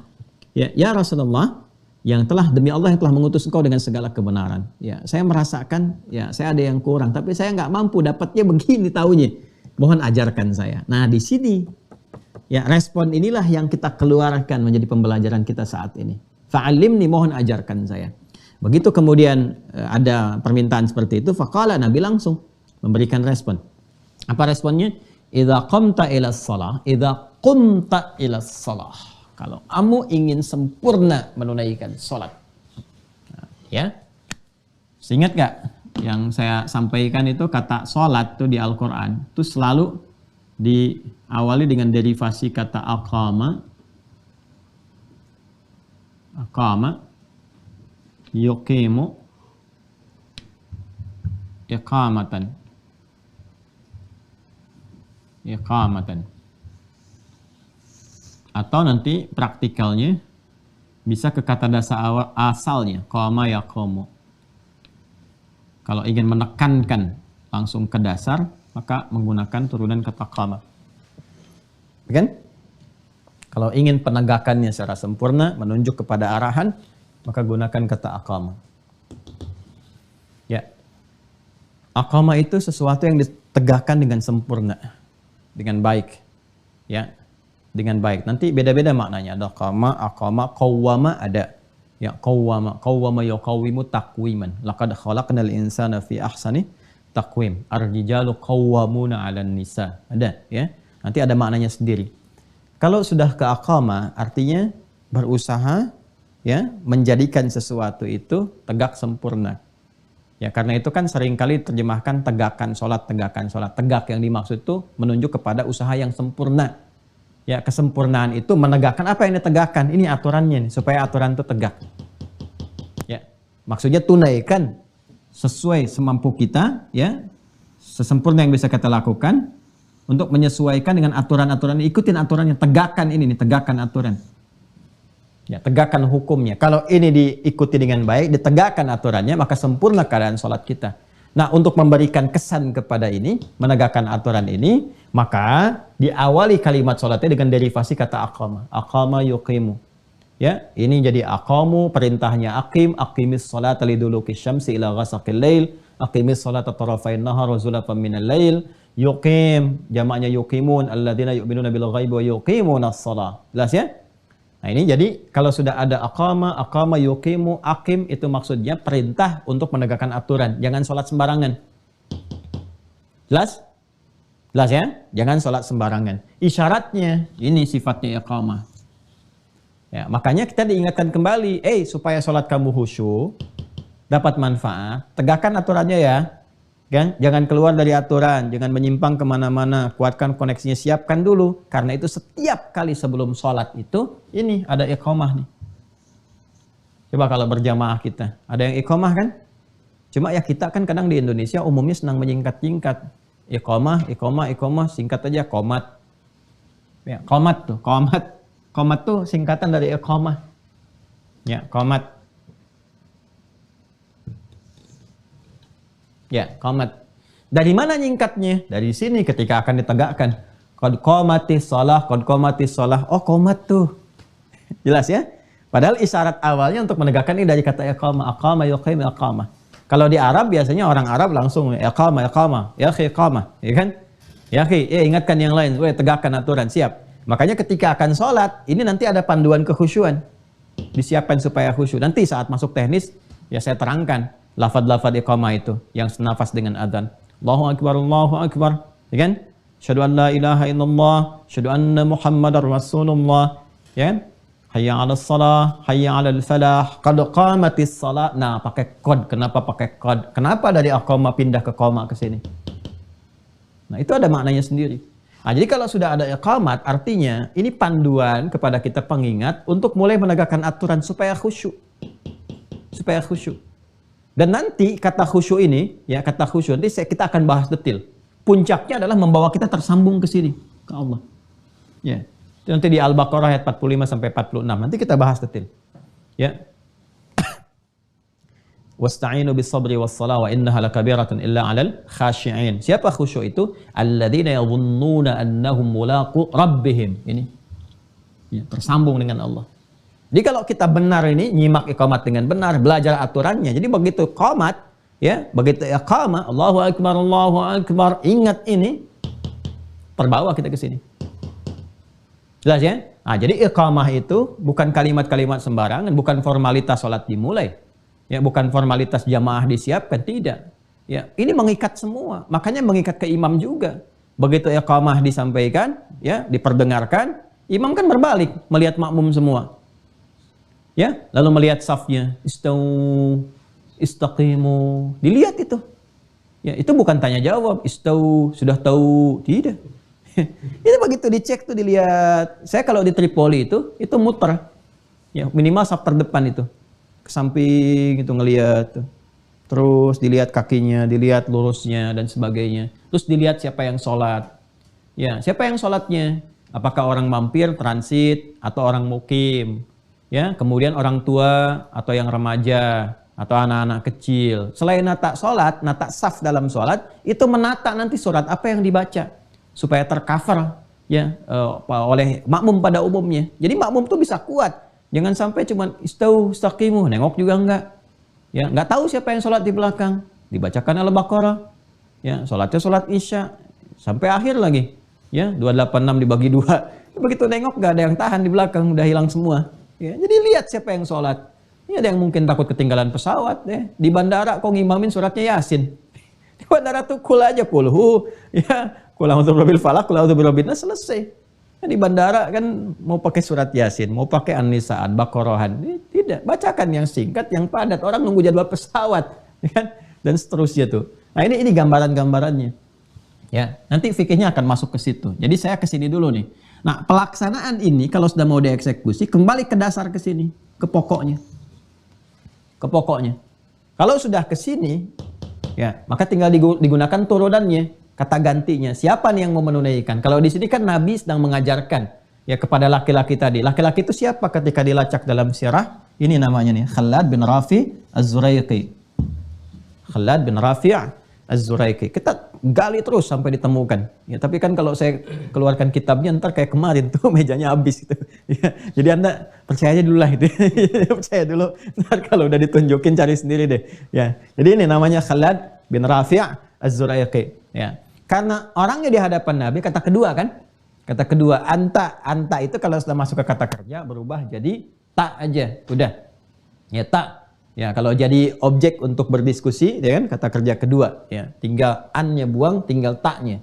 Jadi di sini qama, ya, qama ke sini, tambah anta, ya, an-nya buang, tinggal ta-nya. Cepatnya begitu. Kalau mau disambungkan, ini alif buang nih. Ini asalnya waw sebetulnya. Ya. Jadi tinggal ini kalau mau nyambung ke sini, ini buang yang keduanya.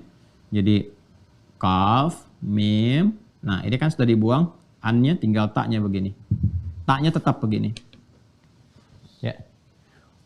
Sudah? Jelas ya? Nah, ini kan tadinya berharokat semua kan? Qama kan? Karena ini sudah dibuang, harus ada penyesuaian untuk menunjukkan bahwa ini nyambung.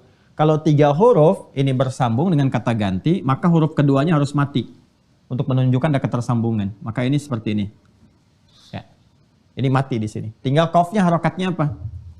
Nggak boleh sama dengan yang awal. Kalau yang sini kan qa, ya, qama, ya, maka di sini kita kemudian gantikan untuk menunjukkan bahwa ini telah bersambung dengan ta, kata ganti kedua, pakai dhammah u. Jelas ya? Ya, kalau i terlalu berat, idza qimta, nggak enak juga diucapkannya. Orang Arab pun nggak enak feelingnya, ya, makanya menggunakan dhammah. Idza qumta. Kenapa menggunakan dhammah? Alasan keduanya untuk menunjukkan ini ada wawu yang dibuang. Ya, ini asalnya waw nih, bukan alif. Untuk penyesuaian saja jadi alif. Ya, ini asalnya waw. Panjang belajarnya, 6 tahun. Ilmu sorof ini. Ilmu sorof. Jadi ikutin aja dulu ya. Ini asalnya waw, untuk menunjukkan waw, kesesuaiannya pakai dhammah. Jadi idza qumta, qumta. Nah, jadi kalau sudah kembali ke bentuk ini, artinya siap ditunaikan. Kalau menggunakan bentuk ini, isyarat supaya menunaikan dengan sempurna, tegakkan aturan. Begitu aturan akan ditegakkan, akan dimulai ini, pindah ke bentuk ini, ke dasar. Awas nih, karena di Quran pun akan ditemukan. Ya, contoh nih ya, tadi kan isyarat nih, alladzina yu'minuna bil ghaib wa yuqimunas shalah. Ya, dan akan ditunaikan dengan sempurna, tegakkan aturan. Mau ditunaikan, dimulai dari wudu, ayat wudu dibuka kembali ke sini. Ya. Quran surah kelima ayat ke-6 itu, Al-Maidah ayat 6, ya ayyuhalladzina amanu idza qumtum ilas shalah. Pindahnya ke sini. Cuman taknya berubah jadi tum karena menunjuk makna banyak. Kalian. Kan yang sholat banyak untuk kita semua. Bukan untuk 1-2 orang saja ayatnya. Ya kan? Ini. Nah, Nabi karena sedang mengajarkan 1 orang, maka Nabi mengatakan, ya, idza, jika. Ya. Idza, ini huruf syarat. Idza itu kalau ketemu kata kerja asal, maknanya mudhari. Kalau ketemu madhi, maknanya mudhari. Jika akan. Ya, itu diartikan dia. Idza qumta, kata Nabi. Nah, jika Kalau ini rumus cepat saja ya. Kalau ada bersambung dengan kata ganti, yang diterjemahkan yang ininya dulu, yang orangnya dulu. Kata gantinya. Idza qumta, jika kamu, engkau, ya. Kalau kembali ke sana, Khalad bin Rafi Az-Zuraiki, Nabi sampaikan, ya Khalad, jika engkau, ya kan? Qumta, ingin menunaikan sholat dengan sempurna, sesuai dengan aturannya. Nah, idza qumta ila shalah, jika kamu ingin menegakkan, mulai ini ya, ingin mulai melakukan sholat dengan sempurna, sesuai dengan aturannya, maka lakukan sebagai berikut. Jelas ya? Nah ini, jadi ini yang saya tunjukkan kalau menemukan kata ini di Al-Quran, tadi hadis, atau yang ini, itu perbedaannya demikian. Maaf ya, sabar ya, kalau agak detail dijelaskan supaya betul-betul paham mengakar. Bismillah, teruskan. Idza qumta ila shalah, nah kita ini masuk definisi. Nah tadi ini dahsyat tuh gini dalam Islam. Dari mana ditemukan istilah ibadah dibuka dengan takbir, diakhiri dengan salam, kan? Nah dari mana tuh? Bukan sembarangan. Ini referensinya dari sini. Ya, idza qumta ila shalah, apabila kamu ya kan akan menunaikan salat dengan sempurna, ya, menegakkan aturan itu, fakabbir, maka dibuka dengan takbir. Ya, dijelaskan oleh Nabi. Begini caranya. Nah, ini kan gambaran umum saja, ya. Nanti detailnya ada lagi di riwayat yang lainnya. Ini gambaran umumnya dulu. Makanya tadi saya sampaikan kan, yang menyimak kisah itu ada berapa orang. Ya kan? Dari sekian orang kan ceritanya bisa macam-macam. Nabi nyampaikan begini, ada yang detail menyampaikan tuh si fulan orangnya begini, diajarin begini. Bisa jadi begitu. Ya. Nanti kita akan lihat riwayat yang lainnya. Fakabbir, maka dibuka dengan takbir. Ya, tsumma qra ma tayassara ma'ak minal Qur'an. Kemudian setelah itu baca yang paling ringan, yang paling mudah yang kamu hafal dari Al-Qur'an. Ma tayassara ma'aka, yang paling ringan. Ya, ini prinsip salat itu yang memudahkan kita. Ya, ringan itu bisa relatif. Bagi orang hafal Quran ringan, ya Al-Baqarah ringan, Al-Imran ringan, ya kan? Ya, bagi yang mengawali awal-awal, ini prinsipnya memberikan kemudahan. Ya, jangan sampai kalau ada orang misalnya mu'alaf masuk Islam langsung sholat. Oh, kalau kamu mau dapat faidah yang banyak istimewa, apalin Al-Baqarah. Enggak. Dengan bismillah dulu, Al-Fatihah cukupkan dulu, ayat-ayat pendek dulu. Anak-anak juga begitu fikihnya. Ya, jika anak-anak juga yang paling ringan dulu supaya dia senang dengan sholat itu, nyaman, merasakan kenikmatan. Yang paling penting melatih konektivitas dulu. Yang penting nyambung dulu. Terus setelah sudah merasakan kenikmatan, nambah sendiri kok. Bapak Ibu juga begitu kan? Ya, kalau sudah tersambung, sudah merasa enak, pengen berlama-lama dalam sholat. Sujudnya pengen lama, berdirinya pengen lama. Silakan cek. Kalau nggak percaya silakan. Semakin iman meningkat, semakin kuat sinyalnya, semakin pengen lama terhubung. Ya, Anda aja kalau ngaji begini, ya kan nggak terasa udah 2 jam, 3 jam. Ya, bahkan kalau saya baru 1 jam mau saya akhiri aja, kok sebentar ya, udah 1 jam saya bicara. Kan, ini udah hampir 2 jam nih. Jadi kita tuh kalau sudah nyaman, apapun yang dikerjakan, itu enak aja. Ya, ini ya. Kemudian baca yang paling ringan. Faqra'u ma tayassara ma'aka minal Qur'an. Nanti dikonfirmasi di Al-Muzammil itu ayat 20. Faqra'u ma tayassara minal Qur'an. Kemudian, nah, karena yang diajarin itu Khalad. Ingat, yang diajarin Khalad bin Rafi Az-Zuraiki, yang baru pertama tuh. Ya, boleh jadi ini orang-orang baru masuk Islam kan, baru belajar di awal-awal. Ini bukan selevelnya yang Abu Bakar, yang Umar bin Khattab, Ubay bin Ka'ab, Mu'adz bin Jabal, tidak. Kalau yang itu Mu'adz aja udah beda sendiri. Ya, Mu'adz, Ubay itu isya'nya sudah Al-Baqarah sendiri. Ya, masih ingat gak kisah viral tentang itu? Nanti di akhir, jangan sekarang ya, supaya nggak lompat-lompat dulu. Kemudian tsummarka. Ya, setelah kamu berdiri, baca surat yang paling mudah untukmu, ruku'. Ini umum dulu ya. Hatta tatma'inna raki'ah. Ya, sampai kamu merasa nyaman dalam ruku'. Tuma'ninah. Perhatikan ya, masih ingat gak? Yang saya sampaikan di awal tentang manfaat sholat. Kemarin masih ingat? Ya. Bukankah di antara manfaat sholat itu menghadirkan ketenangan dalam jiwa? Ya kan? Ketenangan. Ala bidzikrillahi tatma'innul qulub. Ya. Dan sholat disebut zikir. Wa aqimis sholata li dzikri. Dan manfaat sholat menghadirkan ketenangan. Nah, ini sudah manfaat pertama diberikan, disyaratkan oleh Nabi. Ya, tsumma raka', kemudian kamu ruku, hatta tatma'inna raki'an, sampai kamu merasa tuma'ninah dalam ruku. Tatma'inna, tuma'ninah itu bahasa Indonesianya tenang. Ya, itma'anna yatma'innu, itmi'nanan sifatnya tuma'ninah. Hatta tatma'inna, sampai kamu merasa tenang dalam ruku. Yang tenang itu apanya? Ya, yang tenang itu kan jiwanya. Kalau jiwanya sudah tenang, bawaan ke sikap ke apa-apanya itu nyaman. ya kelihatan nyaman, enak. Tapi kan kalau tenang itu kan bukan di tangan. Tangan tuh diam. Ya kan? Kalau tenang tuh kan di hati. Ya. Kalau suara diam, diam, jangan ribut, diam, jangan bergerak. Itu diam. Kalau sudah tenang, tenang tuh keadaan hati, tenang, tenang, tenang. Dari hati dipancarkan ke sikap, jadi diam. Ya, hatta tatma'inna raki'an. Sampai kamu merasa tenang. Artinya apa? Jadi kalau orang sholatnya benar dari berdiri saja, itu kedampak ke hati sudah enak dan nyaman. Cirinya apa? Ketika dia ruku, tumakninah dalam ruku. Tumakninah itu apa? Salah satu maknanya ada ketenangan pada jiwanya.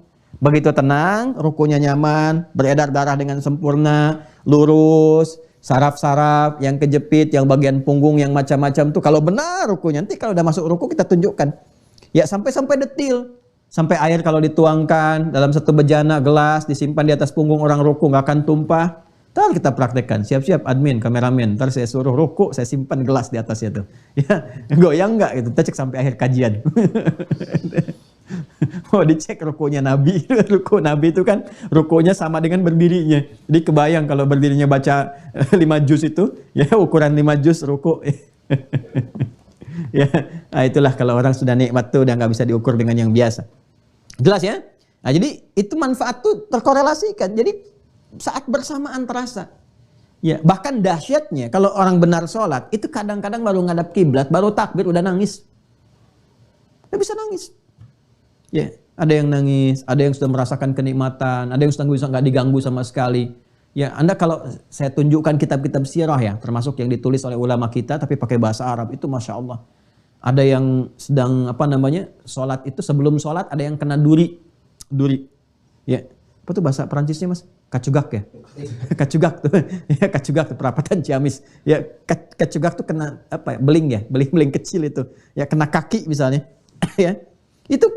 Sahabat Ali bin Abi Thalib ya, ketika terkena itu duri di kakinya itu mau dicabut susah, memerah wajahnya, pertanda kelihatan gitu sakit kena dalam itu.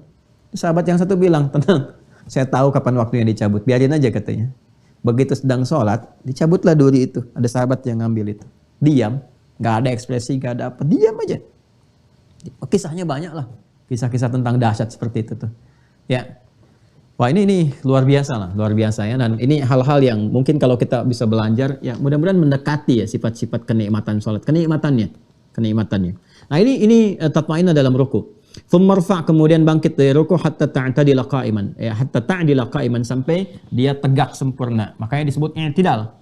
Ya dari bahasa hadis Nabi. Jadi istilah-istilah ini bukan dimunculkan ulama sendiri, tidak. Ya sampai tegak sempurna, lurus. Nanti ada detailnya lagi di At-Tirmidzi, nanti ada hadisnya detail. Ya bagaimana cara tegaknya itu? Dari punggungnya dilihat, dari punggungnya, rusuknya seperti apa, ngadepnya kemana. Pokoknya sehat deh kalau benar-benar sholatnya bagus itu. Ya. Kemudian, masjud kemudian sujud setelah itu hatta tatma'inna sajidah, sampai kamu tumakninah dalam sujud. Sujud itu sudah tumakninah sendiri. Ya masya Allah ini ya, benar-benar deh kalau selesai sholatnya betul itu harusnya nggak ada kegelisahan itu. Tsummarfa kemudian bangkit dari sujud hatta tatma'inna jalisan, sampai kamu duduknya itu tumakninah. Ya waf'al dzalika fi salatika kulliha. Nah, kalau sudah paham begitu dari berdiri, ruku', i'tidal, sujud, duduk, kerjain deh sesuai dengan jumlah rakaatnya di semua salat yang kamu kerjakan. Kata Nabi begitu. Nah, ini bahasa umum di Al-Bukhari. Ya, di Muslim senafas dengan ini. Jadi di hadis Muslim berhadis 397 itu sama persis dengan ini. Ya, sama persis. Jadi saya tidak baca ulang karena semua sama.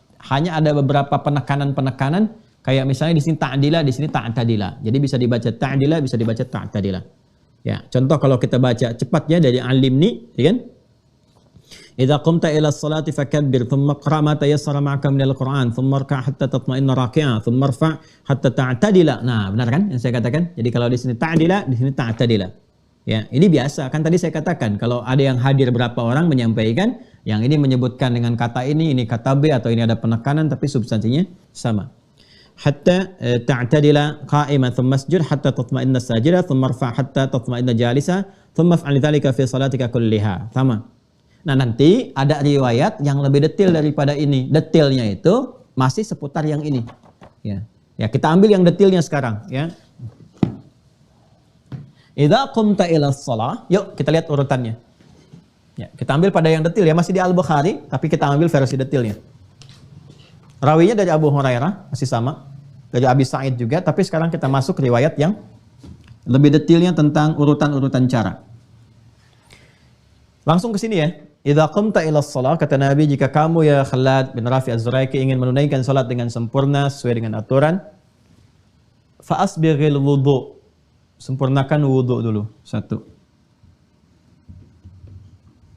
Asbighil wudu. Sempurnakan wudu.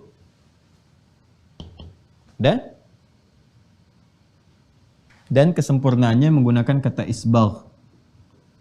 Asbighil wudu.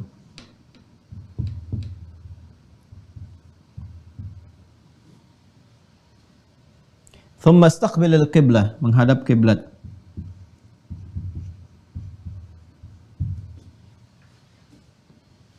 Sudah? Idza qumta ila shalah fa asbighil wudu, thumma istaqbilil qiblah. Kemudian menghadap ke arah kiblat. Ya, setelah sempurna ini baru dimulai. Fakabbir, baru dengan bertakbir. Nanti di situ ada detil. Dimulai salat. Mulai praktek salat. Ya. Sampai akhir nanti. Ya, dan nanti yang dari sampai akhir dikonfirmasi di hadis-hadis lain. Nanti saya tunjukkan hadis-hadisnya. Ada yang di Abu Daud, ada yang di At-Tirmidzi, ada yang di An-Nasai dan yang lain-lainnya. Ya, dari mulai mengangkat tangan bagaimana, niat kapan dilakukan, kemudian juga lisan mengucapkan apa, maknanya apa. Dan ini saat membahas ini semua itu akan didapatkan 3 pendekatan berdasarkan 3 muqaddimah di awal. Makanya muqaddimah itu ke bawah-bawah.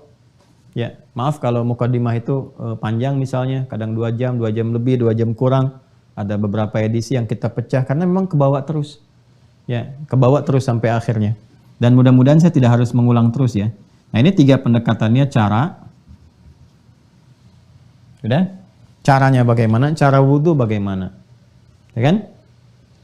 Cara menghadap kiblat seperti apa? Praktek dari awal sampai akhir bagaimana? Ya. Kemudian bacaan terkait dengan makna.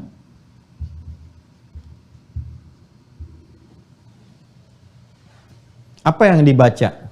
Saat wudu ada bacaan nggak? Dimulai sampai akhirnya. Ya kan? Kenapa bacanya itu? Maknanya apa?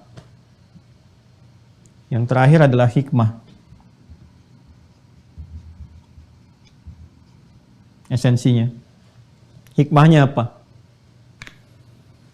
Ya, hadap kiblat itu hikmahnya apa? Tangan diangkat begini apa hikmahnya? Maknanya apa? Ada artinya nggak sembarangan. Ya, jadi bukan gerakan hampa, bukan bacaan tanpa makna, karena nggak ada dalam syariat Islam yang nggak ada maknanya, semua ada. Ya, dan ini ada referensinya, ya, baik dalam nanti Al-Quran, hadis ataupun nanti petunjuk-petunjuk disampaikan oleh para ulama, termasuk kitab-kitab yang sebagian saya tunjukkan kemarin. Nah ini, nanti urutannya seperti ini, dari hadis yang kita kaji, turunan hadisnya, kemudian kita mendapatkan urutan ini. Praktek sholat yang sempurna akan dimulai dengan wudhu. Nanti dikonfirmasi oleh Al-Quran juga. Kemudian setelah selesai wudhu, menghadap kiblat. Ya, setelah itu baru kemudian dimulai sholat sampai berakhir. Ya, ini pun nanti dibagi 3 lagi. Saat akan mulai sholat, pra sholat, sedang sholat dimulai, dan pasca sholat. Tuh. Ini. Ya, jadi ini kita bisa turunkan. Ini saya pernah bahas dengan durasi yang sama, kurang lebih 2 jam, 1 tahun. Ini selesai ini. Yang bagian ketiga itu. Ya, cuman pertemuan sebulan sekali. Ini kan pertemuan hampir tiap hari. Kayaknya bisa dipadatkan gitu kan. Insya Allah. Nah, jadi ini yang kita akan uraikan, kita akan bahas yang ini. Ya. Tidak sekarang, nanti pertemuan berikutnya. Karena ini panjang nih. Kita butuh turunkan lagi. Kan kita harus bahas sesuai skema awal. Ya, makanya mohon izin sabar ya ngaji dengan saya itu. Saya nggak akan mungkin tiba-tiba langsung ngajarin ini wudhu. Maaf, bukan mengajarkan, tapi men-share kembali apa yang saya terima. Ya. Jadi nggak mungkin tiba-tiba kita share kembali begini wudhu dan sebagainya ya, tanpa membahas apa itu wudhu. Asal katanya apa, turunannya mana, hadisnya apa, ayatnya apa. Kalau sudah mengerti dasarnya, ya, sudah mengerti, paham, baru kita bahas caranya seperti apa dan seterusnya. Nah ini yang dimaksudkan. Nah jadi kurang lebih seperti itu bahasan kita teman-teman sekalian di pertemuan kali ini. Alhamdulillah semoga berkah. Kalau ada hal-hal yang kurang tepat dalam disampaikan, mohon dimaafkan. Kalau ada yang tidak tepat informasi yang diuraikan, Mohon diberi catatan supaya saya bisa luruskan, dikoreksi, dan kita mudah-mudahan dibimbing oleh Allah untuk memperbaiki diri kita semuanya. Saya sudah sampaikan dasar-dasarnya, termasuk nanti juga hal-hal terkait dengan referensi kita, madhabnya juga saya nanti turunkan dan seterusnya. Dan semua itu untuk memberikan keluasan wawasan. Ya, kalau sudah luas kita dalam ngajinya, enak kita prakteknya dan juga enak berinteraksi dengan siapapun. Ya. Dan kalau ada teman-teman kita juga mempraktekkan nanti, misalnya ada pilihan-pilihan yang diambil, alhamdulillah kita pun mengerti apa yang dipilih. Ya, dengan itu maka terjalin harmoni, kebaikan, ukhuwah, dan juga puncaknya adalah perbaikan untuk pribadi kita masing-masing. Saya kira itu saya akan update terkait dengan keterhubungan ini yang zonasi. Alhamdulillah ini sudah lebih daripada 5.200 lebih, tapi kuota tinggal sekitar 500-an saya lihat tuh, 550 sekian. Ya mungkin di akhir bulan ini kayaknya udah terpenuhi, ya, atau mungkin awal bulan depan, wallahu a'lam. Kalau sudah, kita akan berhenti dulu di jumlah siswa yang sudah terhubung.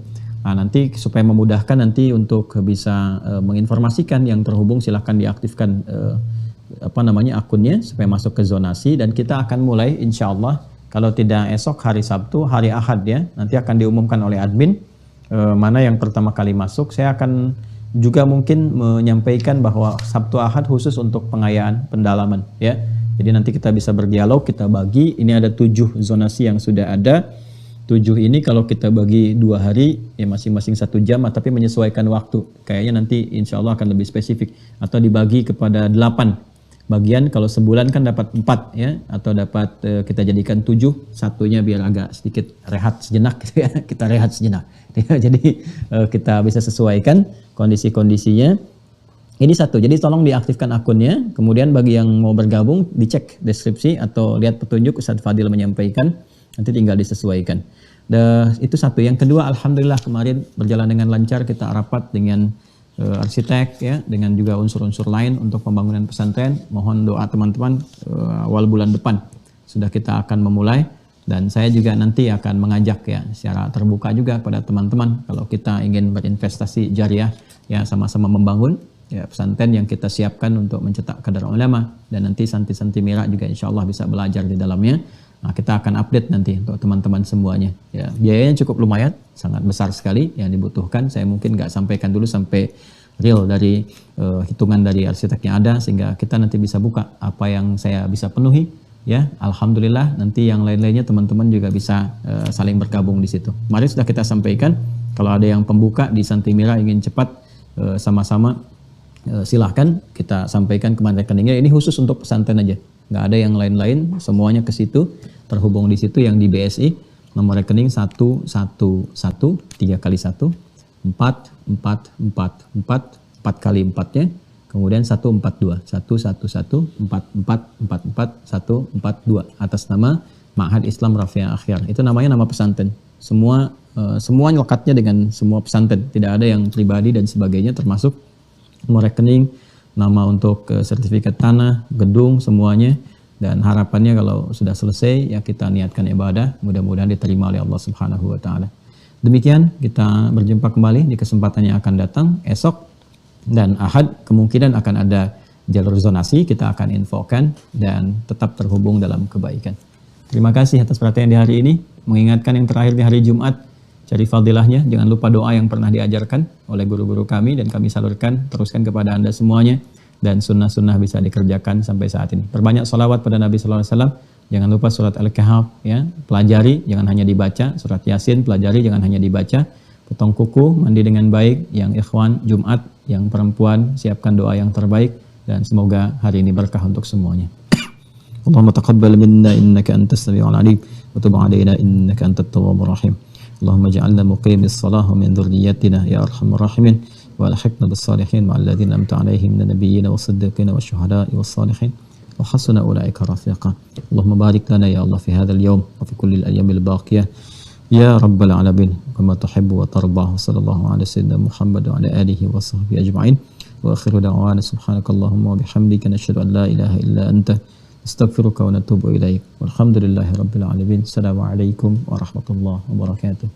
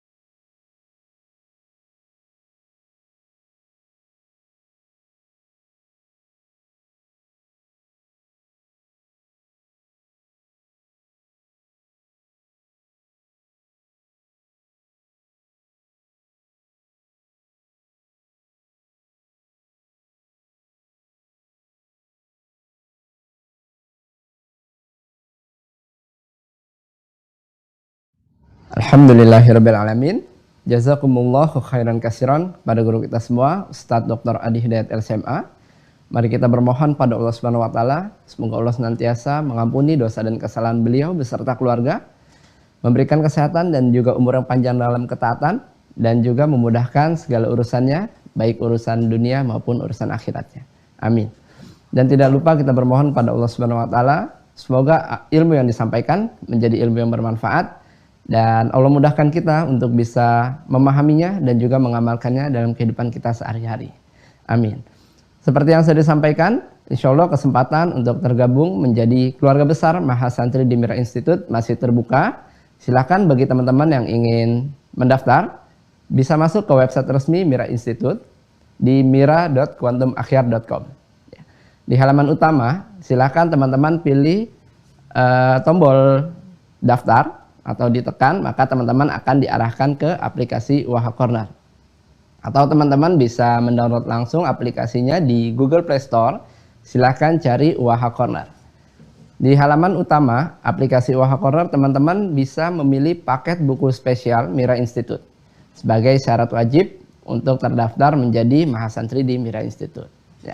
Pastikan saat mendaftar emailnya aktif dan nomor teleponnya ada WhatsApp-nya, agar tim admin bisa mengirimkan username dan juga password, juga informasi seputar kegiatan di Mira Institute. Setelah teman-teman terdaftar dan sudah mendapatkan username dan juga password, silahkan aktifkan akunnya dengan cara login kembali di website yang sama di mira.quantumakhyar.com. Ya. Silahkan tekan tombol login dan gunakan username-nya berupa email dan juga passwordnya berupa nomor telepon yang sudah teman-teman daftarkan. Untuk passwordnya, teman-teman bisa menggunakan dua cara. Yang pertama dengan angka 0 di awalnya, sebagai contoh di 0812 sekian sekian sekian. Jika belum berhasil, teman-teman bisa menggunakan angka 62 di awalnya, sebagai contoh di 62812 sekian sekian sekian. Sesuai dengan data-data yang sudah teman-teman daftarkan. Nah, bagi teman-teman yang berada di luar negeri, teman-teman bisa menghubungi admin Mira Institute khusus luar negeri, agar teman-teman bisa dipandu untuk mendaftar sebagai menjadi Mahasantri di Mira Institute. Ya. Nah, bagi teman-teman yang sudah memiliki perangkat belajar namun belum menemukan username dan juga password, teman-teman bisa merujuk kembali email teman-teman sekalian pada folder inbox-nya.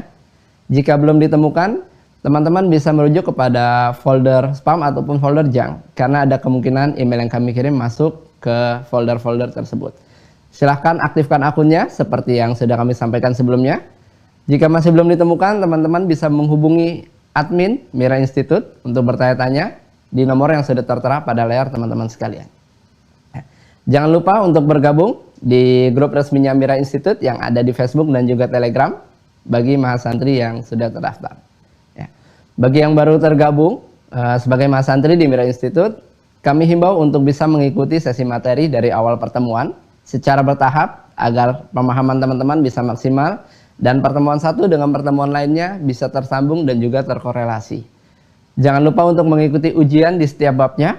Pastikan teman-teman bisa mendapatkan nilai 100, pemahamannya maksimal agar bisa masuk ke bab selanjutnya dan memiliki kesempatan untuk sesi Zoom bersama guru kita Ustadz Dr. Adi Hidayat LCMA. Ya. Bagi teman-teman yang secara umum ingin mengambil manfaat atau mereview kembali video-video pembelajaran di Mira Institute, teman-teman bisa mensubscribe YouTube channelnya Mira Institute. Silahkan cari logonya seperti yang ada di layar kiri atas teman-teman sekalian. Dan yang ingin mengetahui video-video terbaru dari guru kita Ustadz Dr. Adi Hidayat LCMA, teman-teman juga bisa mensubscribe YouTube channelnya Adi Hidayat Official. Jangan lupa untuk menekan tombol loncengnya agar setiap notifikasi terbaru bisa langsung masuk ke perangkat teman-teman sekalian. Dan seperti yang sudah disampaikan, bagi teman-teman yang ingin ikut andil untuk pembangunan lahan pesantren Mira Institute, teman-teman bisa menyalurkan melalui rekening Bank Syariah Indonesia di nomor 11144444142. Ya, nomornya sudah tertera pada layar teman-teman sekalian atas nama Yayasan Mahat Islam Rafiatul Akhyar. Terima kasih, itu saja yang bisa kami sampaikan. Saya Fadil, mewakili tim Mira yang bertugas. Jika ada hal yang kurang berkenan, kami mohon maaf. Assalamualaikum warahmatullahi wabarakatuh.